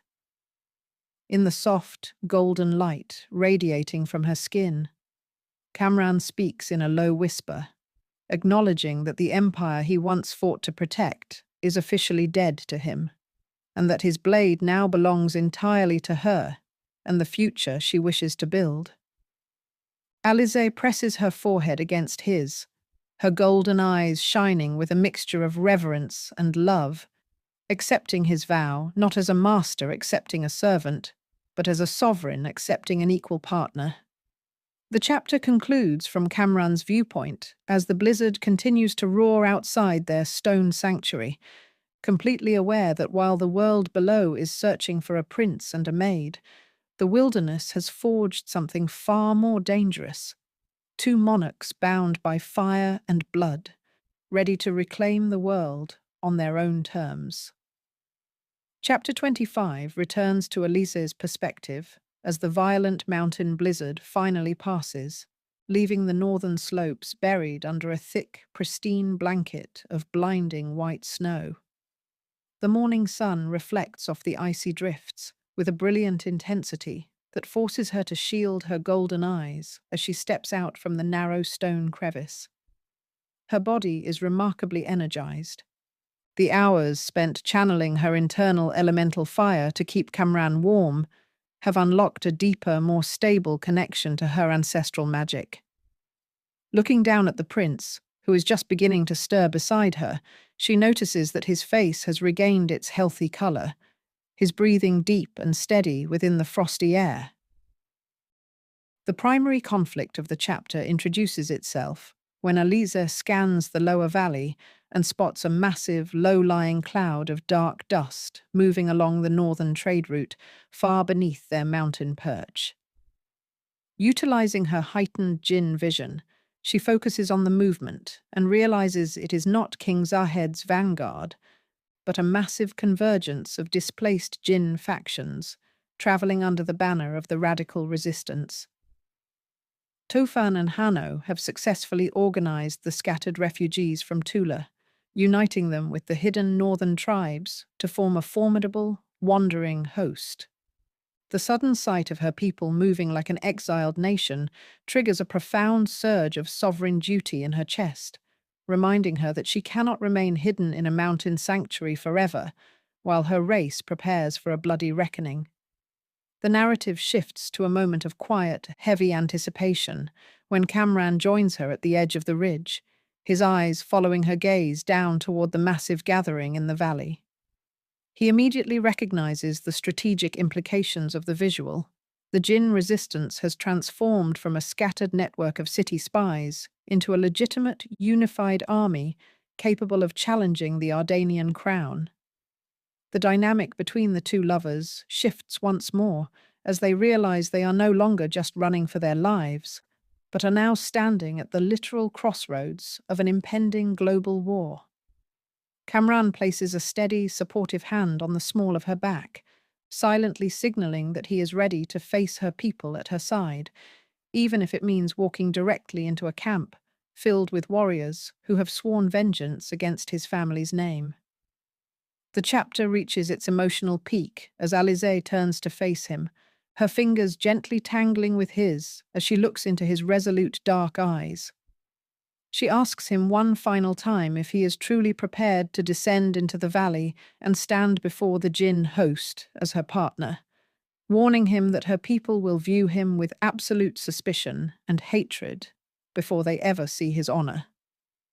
Kamran matches her intense gaze without a single trace of doubt, telling her that he did not leave Tula to be a spectator to history, but to help her build a kingdom where neither of them has to hide in the shadows. The chapter concludes from Alizeh's perspective as they begin their steady, deliberate descent down the steep, snowy slopes toward the waiting army, her mother's silver ring catching the bright morning light, ready to claim her birthright, not as a hidden servant, but as a warrior queen with an empire's prince walking right beside her. Chapter 26 switches back to Prince Kamran's perspective as he and Alizeh reach the base of the northern foothills, stepping directly into the outer perimeter of the massive jinn encampment. The immediate reaction to their arrival is a wave of shock that ripples through the tents like wildfire. Thousands of eyes fixate on them, and the murmurs of the crowd grow into a deafening roar as the displaced people recognize the distinctive Ardanian military tunic worn by the crown prince. Dozens of seasoned jinn warriors instinctively draw their weapons, their blades gleaming under the cold morning sun as they form a hostile, suffocating ring around the incoming travelers. Kamran keeps his hand away from his dagger, maintaining a perfectly calm, unreadable expression, despite the overwhelming urge to assume a defensive combat stance. The primary conflict of the chapter explodes when Tofan and Hanno push through the aggressive crowd, their faces twisting in absolute disbelief at the sight of Kamran standing beside their long-lost sovereign. Tofan reacts with immediate, volatile fury, accusing Alizeh of being compromised by the enemy and demanding that Kamran be executed on the spot as a high-value imperial prisoner of war. The radical warrior argues that bringing the heir to the Ardanian throne into the heart of their secret vanguard is an act of reckless betrayal that jeopardizes the safety of every refugee in the camp. Alizeh steps firmly in front of Kamran, her golden eyes flashing with a dangerous, commanding brilliance that forces the surrounding soldiers to hesitate, her presence alone keeping the volatile crowd from launching into a violent frenzy. The narrative shifts to a moment of supreme political maneuvering when Kamran decides to speak, his powerful voice cutting through the hostile murmurs with absolute authority. Instead of pleading for his life, he addresses the entire gathering as a former commander of the empire, openly exposing the strategic vulnerabilities of King Zahed's upcoming alchemical defenses and offering his intimate knowledge of the palace layout to help them bypass the trap. He states with unyielding clarity that he did not come to them as a spy or a captive, but as a man who has officially severed his ties to a tyrannical regime to ensure that the sovereign queen can reclaim her throne without a needless slaughter. The sheer boldness of his speech, combined with the fact that he willingly walked into an army of his sworn enemies, creates a profound, stunned silence across the vanguard. The chapter reaches its emotional peak as Hanno steps forward to inspect the pair, his wise eyes moving from Kamran's bruised hands to the tattered silver ring on Alizeh's finger, recognizing the deep, unbreakable bond that has forged between the two young monarchs. Hanno turns to the shouting crowd and declares that the prince's presence is not a curse, but the ultimate proof that the old world is cracking and that a future built on mutual survival is officially possible. Tufan reluctantly commands his men to lower their weapons, though his gaze remains fixed on Kamran with a lingering, dangerous suspicion. The chapter concludes from Kamran's viewpoint as Alizeh is formally led toward the central command tent to take her rightful place at the head of the resistance, her hand briefly brushing against his in a silent gesture of gratitude, leaving him standing in the center of the Jinn army, fully aware that his transformation from a protected prince to an ally of the revolution is officially complete. Chapter 27 returns to Alizeh's perspective, finding her seated at the head of a massive timber table inside the central command tent, the heavy weight of her mother's shimmering tunic clinging to her shoulders. The atmosphere inside the canvas walls is suffocatingly tense, filled with the sharp scent of melting wax and the aggressive murmurs of tribal chieftains who have spent decades nursing their hatred for the Ardanian crown. Maps of Tula's outer fortifications are spread across the surface, pinned down by heavy iron daggers. Alizeh tracks the movement of the strategy pins with a calm, deliberate focus, though her eyes continuously drift toward the back of the tent, where Kamran stands under the watchful armed guard of Tufan's elite sentries. The primary conflict of the chapter heightens during the tactical briefing, as the deep-seated cultural divide between the Jinn factions threatens to tear the newly formed alliance apart before they can even march. Tufan insists on a brutal, scorched earth strategy, arguing that they should use their elemental fire to completely incinerate the upper tier of the capital, erasing the human nobility along with the royal palace. Alizeh counters his bloodthirsty plan with fierce, regal authority, stating that she will not ascend a throne built on the ashes of an entire civilian population, nor will she replace one tyrant with another. When she references Kamran's intelligence regarding the hidden sewer networks to propose a bloodless infiltration, Several tribal leaders openly scoff, refusing to trust a strategy provided by the very prince who once hunted them. The narrative shifts to a moment of powerful, commanding leadership, when Alizeh rises from her chair, the sheer force of her sovereign presence silencing the bickering commanders instantly. She extends her hand over the center of the table, allowing a controlled, brilliant pulse of smokeless flame to dance across her palm, its intense heat causing the iron daggers pinning the maps to glow red-hot.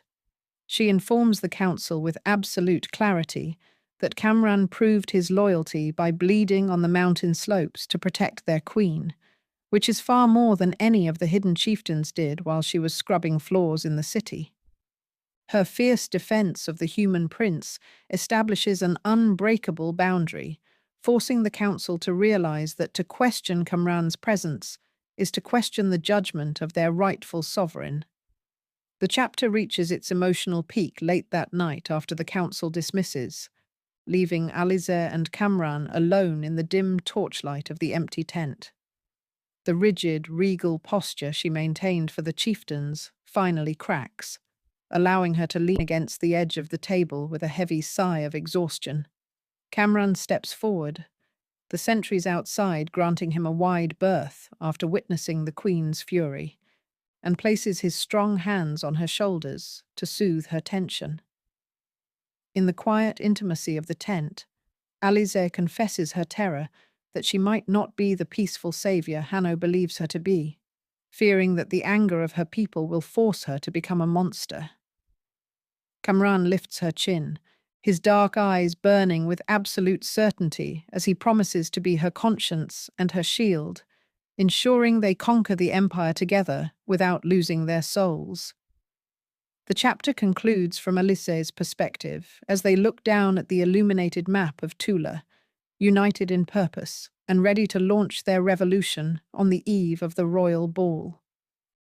Chapter 28 switches back to Prince Kamran's perspective as the Jinn vanguard begins its silent, massive mobilization under the cover of a moonless night. Standing on a rocky outcrop overlooking the valley, he watches thousands of warriors extinguish their campfires and move into tactical columns with a ghostly, discipline-driven silence that would rival the elite divisions of the Ardanian army. The crisp mountain air carries a distinct undercurrent of static charge, a physical side effect of so much latent elemental magic gathering in one localized space. Kamran fastens the leather straps of a modified scout armor provided by Hanno, adjusting to the lighter, more fluid gear after a lifetime of wearing heavy imperial steel. The primary conflict of the chapter sharpens when Tofan approaches Kamran on the ridge, his hand resting conspicuously on the hilt of his curved blade. Left alone away from the rest of the council, the volatile warrior delivers a chilling, low-voiced ultimatum to the former prince. Tofan states that while Alizeh's word protects Kamran for now, the moment they breach the gates of Tula, any sign of hesitation or double-dealing from the human prince will result in an immediate blade to his throat. Kamran does not flinch or reach for his own weapon. Instead, he looks Tofan directly in the eyes and responds with a cold, military calmness, stating that his loyalty is to Alizeh alone, and that his execution of the palace infiltration strategy will speak louder than any empty promises. The narrative shifts to a moment of quiet focus as Kamran reunites with Alizeh at the head of the vanguard's primary assault column. She looks striking in the dim light, her mother's ancient tunic layered beneath a sleek set of leather armor, her golden eyes reflecting the absolute gravity of the moment. Together, they guide the lead infiltration unit toward the hidden northern aqueduct terminal, the very place where their exile began and where they will now slip back into the bowels of the empire.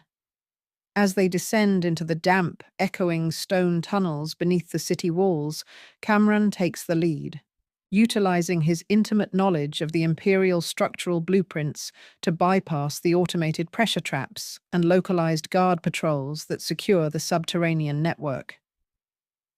The chapter reaches its emotional peak, deep within the labyrinth of stone pipes, directly beneath the foundations of the copper district. Kamran halts the column at a critical junction, listening to the heavy, synchronized thudding of the city watch's boots marching on the street level far above them. The realization that he is actively leading an invading host beneath the feet of his own citizens brings a brief, suffocating wave of psychological pressure, but a gentle, reassuring touch from Alizeh's warm hand immediately grounds him. The chapter concludes from Kamran's viewpoint as he reaches for the heavy iron valve that leads straight into the lower tier's main cistern, his muscles straining against the rusted metal as the countdown to the royal ball officially reaches its final, explosive hour. Chapter 29 returns to Alizeh's perspective, capturing the heavy, humid darkness of the subterranean cisterns as the iron valve groans open, spilling the vanguard into the lowest chambers of the capital. The air is thick with the scent of damp moss and old stone, echoing with the distant, muffled sounds of orchestral music and cheering crowds from the upper tiers where the royal ball has officially commenced. Alizeh moves forward, her steps light and silent, her senses hyper-tuned to the unique, humming frequency of the city she once served as a faceless maid. Behind her, the Jinn warriors slip through the opening like shadows, their weapons darkened with soot to prevent any stray reflection from giving away their positions in the dim light. The primary conflict of the chapter heightens when they reach the heavy iron grate that leads directly into the service corridors of the royal palace. Kamran's calculations are flawless, but as Alizeh prepares to bypass the lock, a sudden shift in the air pressure alerts her to an immediate danger. A specialized detachment of the Imperial Guard, equipped with prototype alchemical lanterns that cast a strange violet light, turns the corner into the main corridor. The violet glow instantly reacts with the trace elemental magic in the air, hissing violently and revealing the hidden vanguard to the patrol. Tofan moves to strike them down, but Alizeh intervenes, realizing that a noisy battle in the corridors will trigger the primary palace alarms and seal the escape routes before the infiltration is complete. The narrative shifts to a display of masterful control as Alizeh steps into the path of the violet light, actively drawing the volatile alchemical energy into her own body rather than letting it explode against her warriors. The intense foreign heat burns against her veins, but she channels her ancestral sovereign fire to absolute perfection, absorbing the mechanism's charge and neutralizing the lanterns into useless, smoking glass.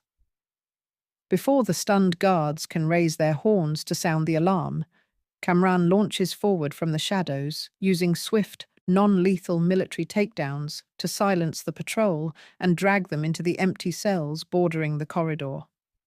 The flawless coordination between the two leaders prevents a catastrophic discovery, leaving the path to the grand ballroom wide open.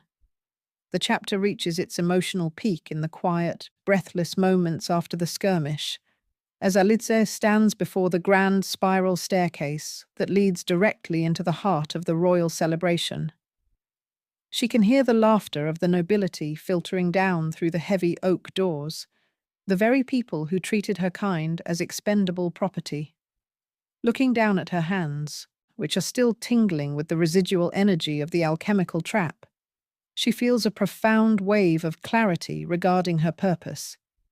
She is not entering the hall to destroy the kingdom, but to reclaim it from the tyranny that corrupted its foundations. The chapter concludes from Alizeh's perspective as she turns to Kamran, his dark eyes filled with an unyielding pride that mirrors her own resolve, as she places her hand on the heavy brass ring of the ballroom doors, ready to step into the light and face her destiny. Chapter 30 switches back to Prince Kamran's perspective as the heavy brass doors swing open, plunging him and Alizeh directly into the dazzling, suffocating opulence of the grand ballroom. The transition is blinding. Thousands of crystal chandeliers cast a brilliant, fracturing light across hundreds of Ardanian nobles dressed in silks and velvet, their laughter instantly dying out as the music grinds to a sudden, chaotic halt. A collective gasp ripples through the massive hall as the elite guests recognize the disgraced crown prince standing shoulder to shoulder with a woman whose radiant golden gaze and shimmering royal tunic mark her undeniably as the mythical Jinn sovereign. The primary conflict of the chapter explodes when King Zahed rises from his elevated golden throne at the far end of the ballroom, his face twisting into a mask of absolute murderous fury. He does not waste time with grand speeches or declarations of treason. With a single aggressive wave of his hand, he commands his personal imperial guard to unleash the primary alchemical weapon built into the palace walls. Massive iron pipes lining the perimeter hiss violently, spraying a dense, volatile cloud of violet mist over the entire crowd, designed to instantly incinerate anyone possessing a single drop of Jinn blood. The noble guests scramble in a frantic, screaming panic, trampling one another as the deadly mechanism activates, threatening to turn the grand celebration into a horrific, claustrophobic massacre. The narrative shifts to a breathtaking moment of absolute defiance as Alizeh steps ahead of the vanguard, her arms extended as she unleashes the full, untamed majesty of her ancestral smokeless fire. Instead of destroying the palace, she shapes her elemental magic into a massive, translucent dome of golden heat that expands across the entire ballroom, intercepting the alchemical mist and burning it into harmless white steam before it can touch a single citizen or warrior. Kamran utilizes the stunning distraction to draw his blade, leading Tofan and the front line of the vanguard in a lightning-fast advance through the center aisle, systematically disarming the king's elite guard and securing the perimeter before a single drop of innocent blood can be spilled. The chapter reaches its emotional peak when Kamran reaches the steps of the royal throne, confronting his grandfather face to face, while the remaining soldiers drop their weapons in absolute surrender to the Jinn Queen. King Zahed stands completely powerless, stripped of his tyranny and his terrifying weapons, looking up at his grandson with a mixture of bitter hatred and profound defeat. Kamran refuses to strike the old man down, choosing instead to lower his sword and declare that the reign of fear is officially over, stepping back to allow Alizeh to ascend the marble dais. The chapter concludes from Kamran's viewpoint as Alizeh takes her rightful place before the throne of Ardania, her hand finding his in the quiet aftermath of the bloodless revolution, her golden eyes shining with the brilliant promise of a new era built on unity, survival, and an unbreakable love. Chapter 31 returns to Alizeh's perspective, capturing the heavy, ringing silence that settles over the grand ballroom immediately following the bloodless surrender of King Zahed. The brilliant dome of her golden fire slowly dissolves into faint, shimmering embers that drift lazily.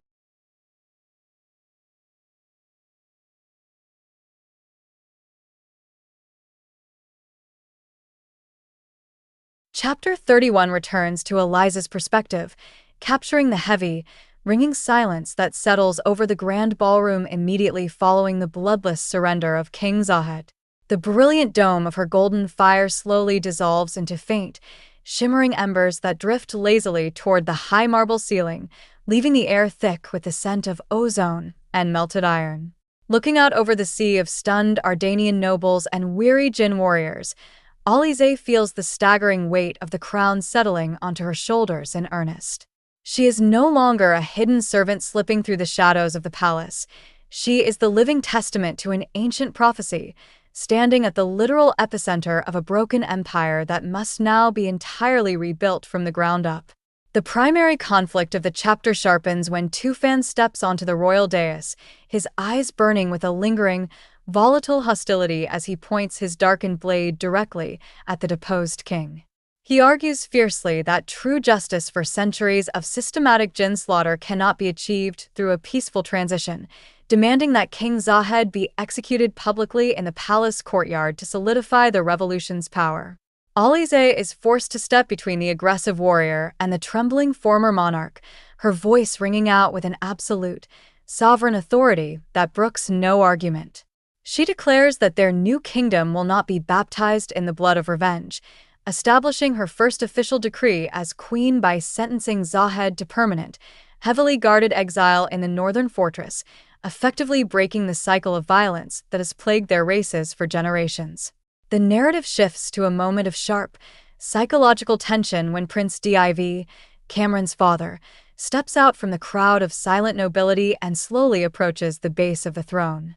His sharp, intuitive eyes study Alizeh with a profound intensity before shifting to his son, who stands steadfast at the queen's side with his hand resting near his blade.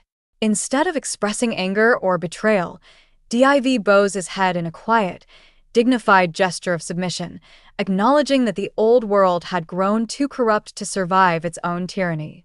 He warns them both, however, that while the capital has fallen, the surrounding provinces and distant human empires will view a Jinn queen on the Ardanian throne as an act of global war, reminding the young monarchs that the hardest battle for their survival has only just begun. The chapter reaches its emotional peak late that night as the chaotic administrative duties of securing the palace finally quiet down, leaving Alizeh alone on the high balcony overlooking the sprawling lights of Tula. The cool night air brushes against her face, carrying away the lingering heat of her elemental magic and replacing it with a serene, profound clarity. Kamran slips out through the glass doors to join her, his presence an immediate, comforting sanctuary against the crushing anxieties of her new reality. He gently takes her hand, his fingers tracing the tattered silver ring that once belonged to her mother, and vows that he will stand as her vanguard commander and her equal partner against whatever storms the outer world sends their way. The chapter concludes from Alizeh's perspective as she looks out at the dawn breaking over the horizon, her golden eyes reflecting the pale light of a new era, fully prepared to face the uncertain future because she is no longer fighting the world alone. Chapter 32 switches back to Prince Kamran's perspective as the first official morning of the new regime breaks over the capital city of Tula. Standing in the center of the Grand Council chamber, he feels a strange, disorienting sensation looking at the high-backed chairs where his grandfather's warmongering generals used to sit. The room is now occupied by an unprecedented assembly of human ministers, Jinn tribal chieftains, and key resistance leaders like Hano, and a tightly controlled Tofan. Kamran functions as the vital bridge between these two historically hostile worlds, utilizing his deep understanding of Ardanian bureaucracy and military logistics to establish a functional, temporary government before the city can slide into administrative chaos. The primary conflict of the chapter intensifies when emergency dispatch riders from the eastern border provinces breach the council gates, their horses lathered and their expressions panicked. They deliver urgent, sealed scrolls revealing that 3 neighboring human kingdoms have already mobilized their border garrisons upon hearing rumors of the Jinn uprising in the capital. The human empires view the ascension of a Jinn queen not as a localized revolution, but as an existential threat to humanity that must be violently neutralized before it spreads. Kamran maps out the incoming troop movements on the Grand Table, realizing that the new government has less than a week to unite its fractured internal forces before a massive, coordinated invasion hits their eastern borders. The narrative shifts to a moment of quiet, tactical solidarity when Kamran seeks out Hazran in the lower palace barracks, where the former captain of the guard is assisting with the peaceful integration of the human infantry and Jinn volunteers. The interaction is thick with unspoken tension, the memory of their brutal confrontation on the mountain ledge still hanging heavily between them. Kamran extends his hand, offering his oldest friend a position as the High Marshal of the unified city defense. Hazran looks at the prince for a long, heavy moment before gripping his forearm in acceptance, choosing to trust Kamran's vision for a peaceful future over his loyalty to a dead tyrant's legacy. The chapter reaches its emotional peak late that evening as Kamran walks through the quiet, dim corridors of the residential wing to check on Alizeh. He finds her resting in the library, surrounded by ancient, dusty ledgers of jinn history that King Zahed had hidden away in the deep vaults. The sight of her looking so small beneath the massive stone arches brings a wave of fierce, protective tenderness to his chest. He sits beside her, pulling her into his arms and letting her rest her head against his chest as he briefs her on the rising border threats. The chapter concludes from Kamran's viewpoint as they look out the tall glass windows at the thousands of campfires burning in the valley below, completely aware that the true war for their survival has officially arrived at their doorstep.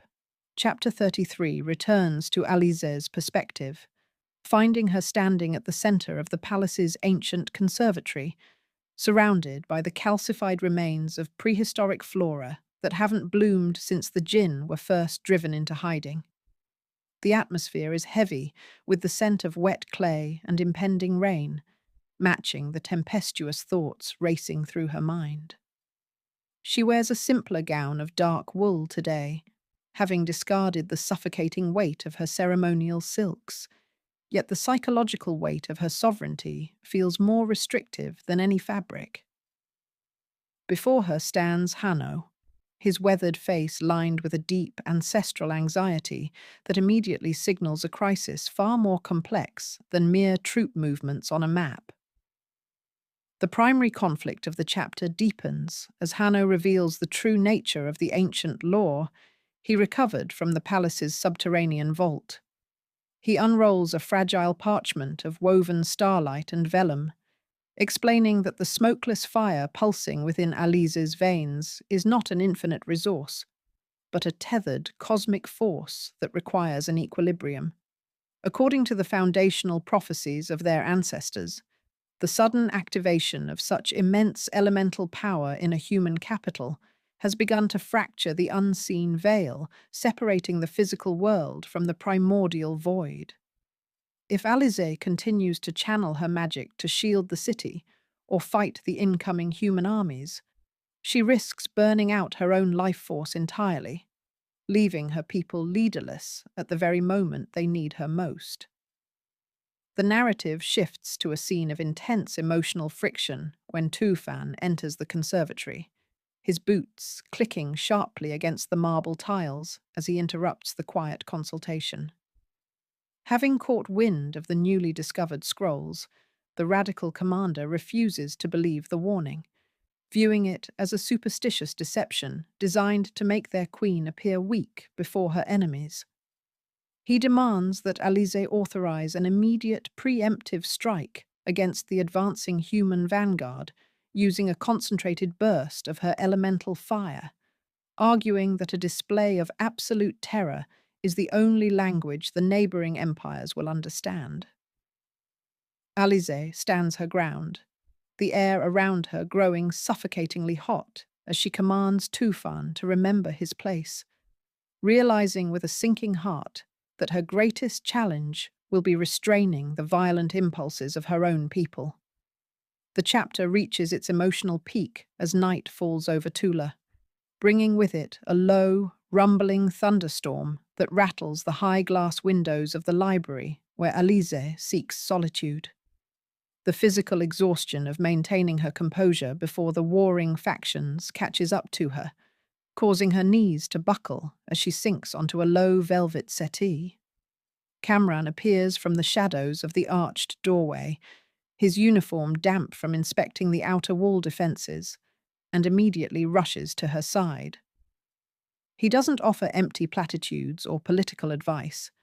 Instead, he pulls her against his shoulder, his cool, steady hands grounding her chaotic spirit as she confesses the terrifying truth about the curse of her magic. The chapter concludes from Alizeh's perspective as the lightning flashes outside, illuminating the raw devotion in Kamran's dark eyes as he promises that if her fire must remain dark, his steel will be the shield that protects her from the world, cementing a quiet, desperate pact between them as the storm finally breaks over the kingdom. Chapter 34 switches back to Prince Kamran's perspective as the torrential rain transforms the palace courtyard into a slick, shimmering mirror of black stone. Standing atop the northern battlements, he tracks the distant flash of lightning across the horizon, his military mind constantly calculating the weather's impact on the advancing enemy forces. The mud will slow the heavy siege wagons of the neighbouring kingdoms, buying them an extra 2 days, but it also compromises Tula's outer trench defences.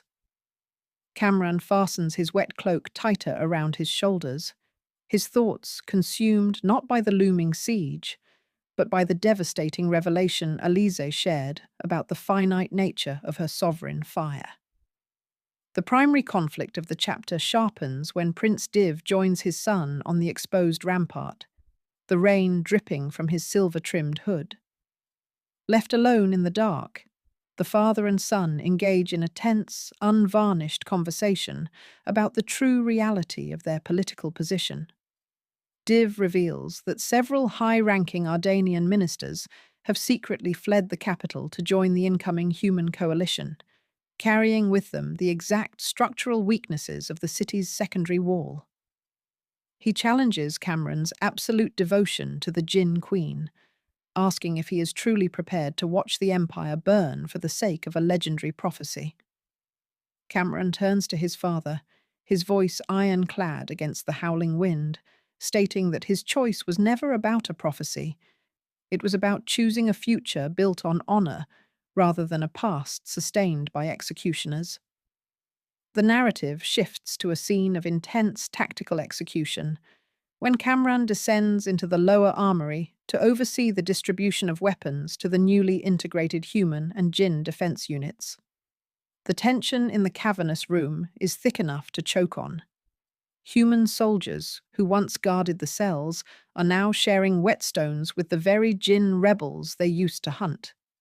Sensing an impending mutiny when an argument breaks out over the distribution of iron shields, Kamran steps into the center of the fray. He doesn't pull his rank as a prince. Instead, he commands them as their general, physically demonstrating how a Jinn warrior's fluid speed can perfectly complement a human legionary's heavy defensive line, forcing both sides to realize that their survival depends entirely on their willingness to adapt. The chapter reaches its emotional peak in the midnight hours as Kamran returns to the royal apartments, his body shivering from the relentless cold and dampness of the storm. He finds Alizeh standing by the hearth, watching the normal wood fire with a deep, melancholy longing, her skin lacking the usual vibrant heat that normally radiates from her veins. Without a word, he walks up behind her, wrapping his arms around her waist and pulling her back against his chest, offering his own human warmth to comfort her tired spirit. The profound role reversal lands heavily on them both. The prince, who was once saved by her fire, is now the only anchor keeping the queen grounded in the physical world.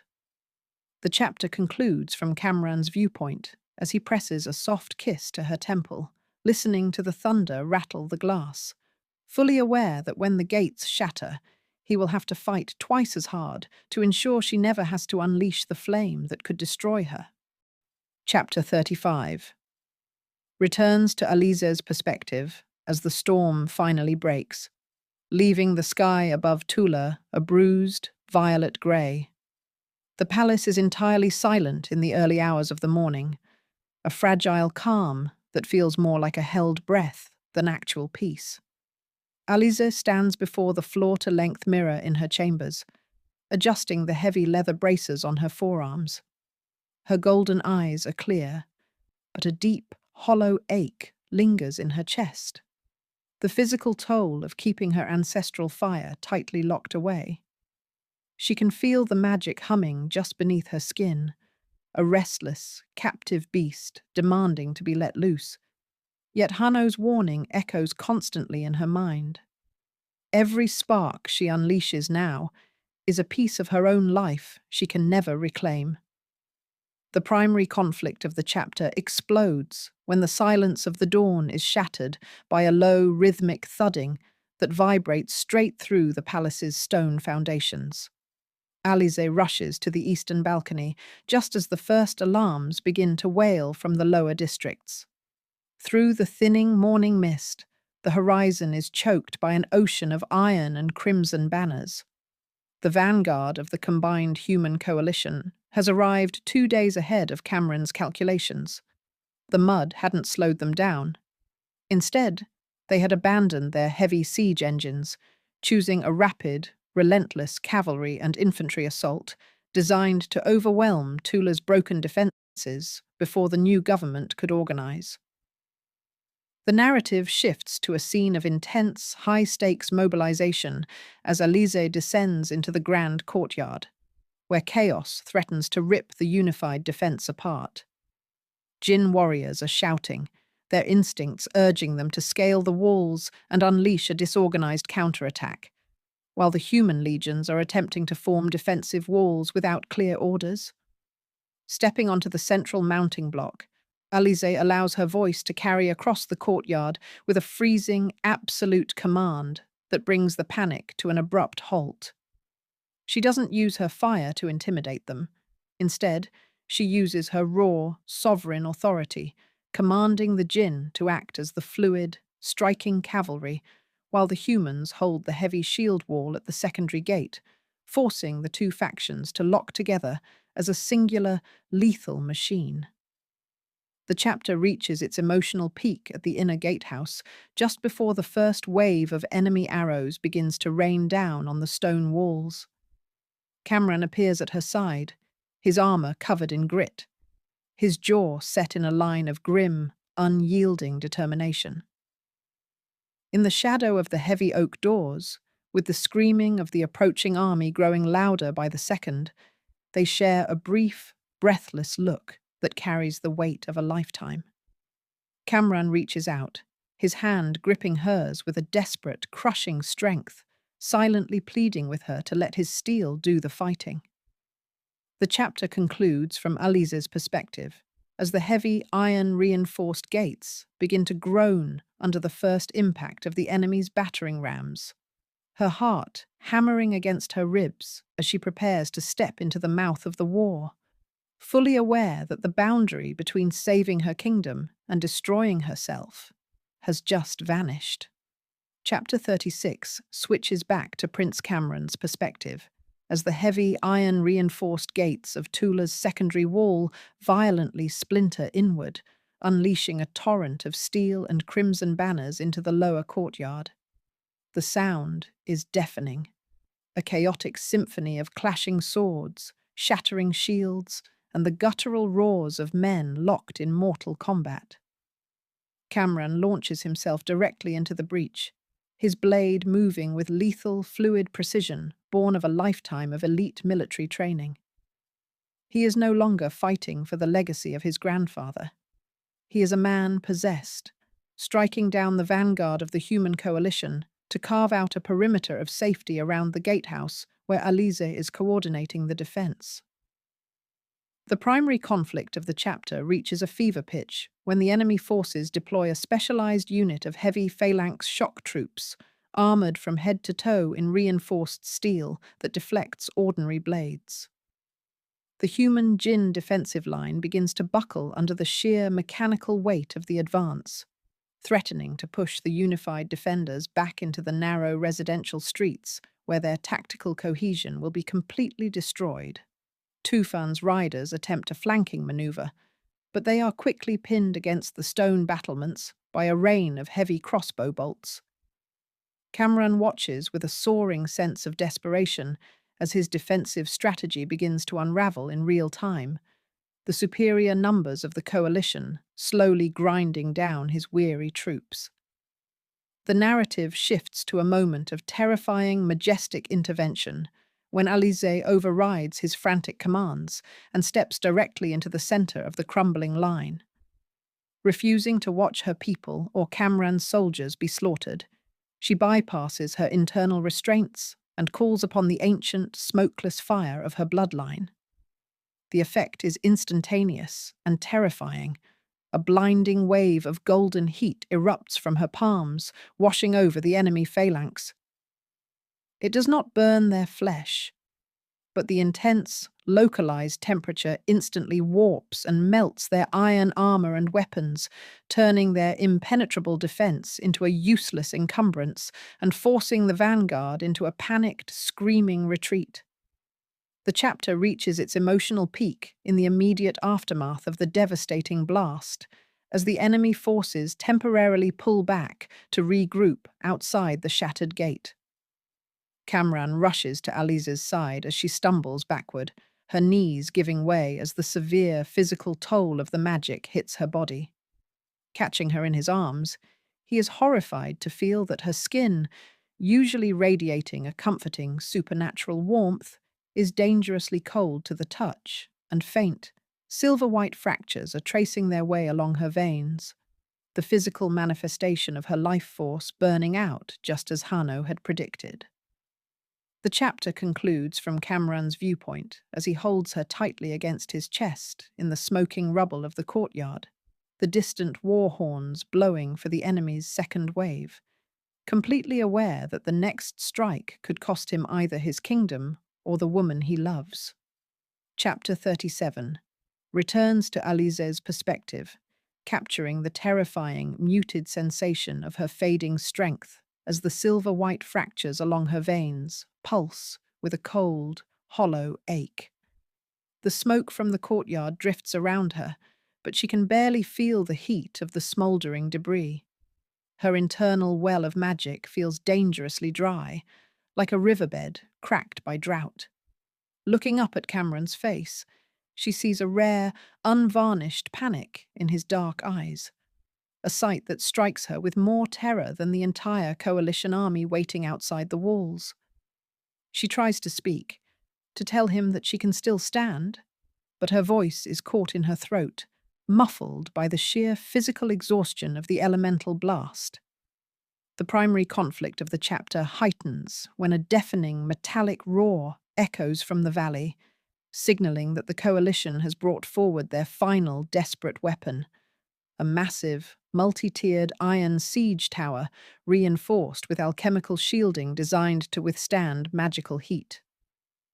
Tufan's voice barks through the chaos, urging the remaining Jinn warriors to mount a suicide charge against the base of the tower before it reaches the secondary wall. Alizeh knows that without her fire to melt the tower's iron plating, a conventional defense will result in the total annihilation of their front line. She tries to force her magic to surface once more, her fingers trembling as she attempts to spark a flame. But Kamran firmly catches her hands, his grip an absolute unyielding barrier against her self-destruction. The narrative shifts to a display of supreme military leadership as Kamran leaves Alizeh in the protective care of Hanno and steps into the center of the panicked courtyard. Recognizing that they cannot fight the alchemical tower with magic, he utilizes his intimate knowledge of Ardania's old defensive infrastructure. He commands Hazran to activate the subterranean oil conduits beneath the outer trench, a forgotten mechanism from King Zahed's early reign that the coalition trackers wouldn't find on modern maps. Working in perfect synchronization, human engineering units release the valves, while Jinn scouts use their incredible speed to drop ordinary flint sparks into the trenches, creating a massive, localized wall of conventional physical fire that engulfs the siege tower and halts the enemy advance without costing Alizeh a single drop of her life force. The chapter reaches its emotional peak in the heavy, smoke-filled twilight as the coalition forces, their main siege weapon destroyed, begin a slow, disorganized retreat to their baseline camps for the night. The immediate threat has been repelled, but the victory feels hollow inside the ruined gatehouse. Alizeh rests against a stone pillar, watching Kamran walk back toward her through the gloom, his armor covered in soot and his shoulder bleeding from a stray arrow graze. He drops to his knees before her, burying his face in her hands as the weight of the day finally breaks his military composure. The chapter concludes from Alizeh's perspective, as she gently traces the line of his jaw, her golden eyes softened by a profound, bittersweet realization. They have saved the city for one more night, but the cost of keeping her alive has turned her protector into a king, who must now carry the weight of the entire world on his back. Chapter 38 switches back to Prince Kamran's perspective as the fragile silence of a midnight truce settles over the battered fortress of Tula. The air inside the war room is thick with the heavy scent of tallow candles and iron filings, the map table now covered in defensive lines that crawl closer and closer to the palace heart.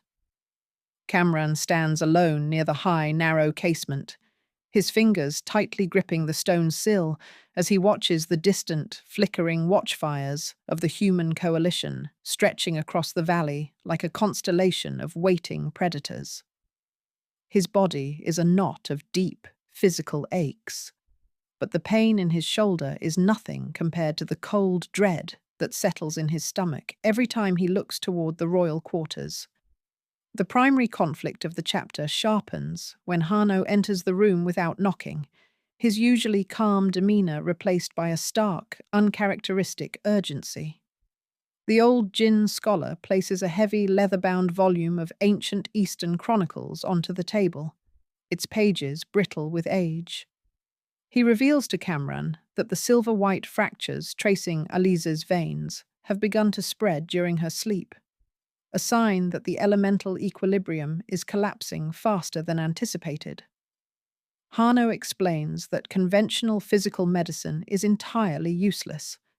The only way to stabilize the Queen's failing life force before the morning assault is to find an ancient Jinn artifact known as the Hearthstone of Eld, which King Zahed reportedly locked away in the deepest, most heavily trapped level of the imperial treasury. The narrative shifts to a scene of intense, calculated risk when Kamran decides to undertake the subterranean descent alone, refusing to pull any guards away from the vulnerable outer walls. Navigating the dark, winding catacombs beneath the palace requires him to bypass a series of lethal, clockwork pressure plates and alchemical tripwires that he had only ever seen in childhood blueprints. The journey through the damp, echoing vault forces him to confront the dark legacy of his family's paranoia. Each trap, a physical manifestation of the lengths to which the old regime went to hoard power and suppress the Jinn. Using his raw military wits and precision, Kamran successfully disarms the final swinging blade mechanism, reaching the inner sanctum and retrieving the small, glowing amber stone that pulses with a steady, primordial warmth. The chapter reaches its emotional peak in the quiet hours just before dawn as Kamran returns to Alizeh's bedside, his hands shaking with exhaustion as he presses the warm amber artifact into her palm. The moment her fingers close around the stone, a soft, golden light ripples beneath her skin, slowing the spread of the silver-white fractures and bringing a healthy, natural warmth back to her frozen limbs. Alizeh stirs, her golden eyes opening to find Kamran kneeling beside her, his face pale and lined with the terror of nearly losing her.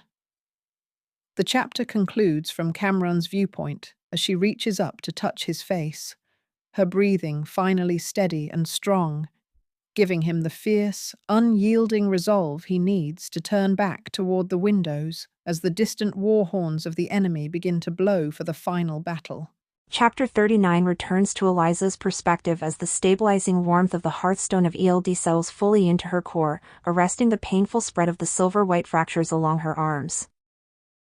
The fragile amber artifact resting against her palm pulses like a secondary heart, feeding her a steady, disciplined stream of ancestral energy that leaves her head clear and her footing secure. She stands at the high apex of the palace conservatory, watching the pale morning light illuminate the vast, ruined expanse of the lower courtyard. The physical toll of her magic has been temporarily abated, but the strategic reality remains devastatingly unchanged. The coalition has used the night to bridge the outer trench, and their massive infantry columns are already forming for a final, overwhelming push against the inner citadel walls. The primary conflict of the chapter sharpens into a desperate race against time when a frantic Hanno breaches the chamber doors with a final piece of translated lore from the Eastern Chronicles. He reveals that while the Hearthstone has stabilized her physical form, it functions only as a temporary reservoir, not a permanent cure. If the coalition forces break through the inner gates and force Alizeh to unleash another full-scale elemental blast to save the city, the sheer volume of magic will shatter the artifact entirely, triggering an immediate, irreversible collapse of her life force. Alizeh realizes with absolute clarity that she can no longer rely on her power as a weapon of mass destruction. The survival of her people must now be won through pure tactical brilliance and the collective courage of the unified defense. The narrative shifts to a scene of intense, high-stakes military orchestration as Alizeh descends into the command bunker beneath the Great Hall, where Kamran and Hazran are mapping out their final defensive perimeters. The atmosphere is thick with the smell of cold sweat, wet leather, and iron filing dust. Instead of taking her place at the rear as a protected sovereign, Alizeh steps directly to the head of the tactical table, her golden eyes flashing with an unyielding, strategic fire. She proposes a radical counteroffensive that utilizes the unique architectural layout of Tula's inner sanctum, suggesting they deliberately concede the outer courtyard to funnel the heavy coalition vanguard into the narrow, winding palace colonnades where their superior numbers will become a crushing bottleneck. The chapter reaches its emotional peak in the heavy, breathless moments before the final horns blow, as the command council disperses to their defensive stations, leaving Alizeh and Kamran alone in the dim torchlight of the corridor. The rigid, militaristic masks they both wore for the general slip away, exposing the raw, bleeding devotion that has sustained them through the ruins of their respective worlds.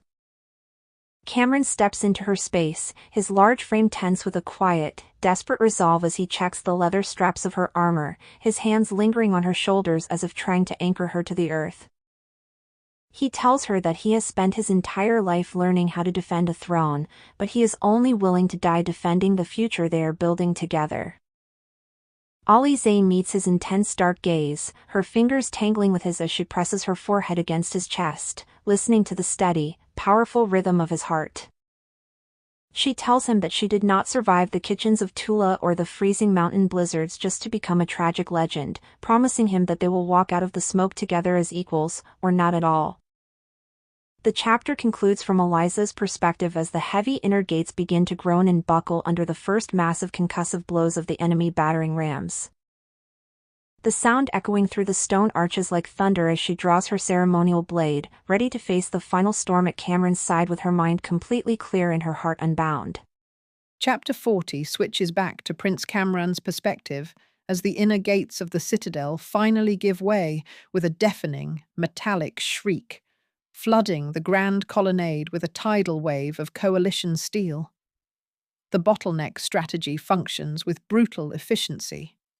The narrow, high-arched corridors prevent the enemy from utilizing their massive numerical advantage, forcing them into a desperate, chaotic hand-to-hand struggle where Kamran's elite guard and Tofan's swift warriors hold the line. Kamran moves through the fray like a whirlwind of silver and leather, his blade deflecting lethal strikes and carving out a defensive perimeter around the base of the grand marble staircase where Alizeh stands. The primary conflict of the chapter reaches its ultimate climax when General Vard, the supreme commander of the human coalition, pushes through his own front line to confront Kamran directly on the blood-slicked stairs. Vard is a mountain of a man, clad in black iron armor, his heavy broadsword swinging with a terrifying industrial force that shatters the stone balustrade. The duel is a grueling, exhausting display of contrasting styles. Vard's raw, crushing power against Kamran's fluid, desperate agility. As the battle rages around them, Kamran suffers a deep, searing gash across his thigh, forcing him to one knee as Vard raises his blade for a final, executing blow, threatening to end the Ardanian lineage right on the steps of the throne.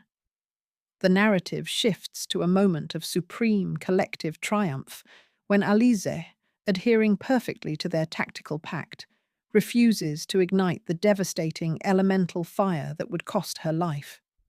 Instead, she utilizes the precise, disciplined energy of the Hearthstone of Eld to channel a localized, non-lethal shockwave through the marble floor, shattering Vard's balance and sending his broadsword clattering down the steps. Seizing the momentary distraction, Hazran and Tuufan launch a coordinated flanking strike from the upper tiers, disarming the remaining coalition generals and cutting off the vanguard's retreat. Realizing their leadership has fallen and their magic neutralizing strategies have failed against pure tactical unity, the remaining coalition forces drop their weapons in a massive, echoing surrender. The chapter reaches its emotional peak in the heavy, smoke-laden quiet that follows the sudden end of the siege.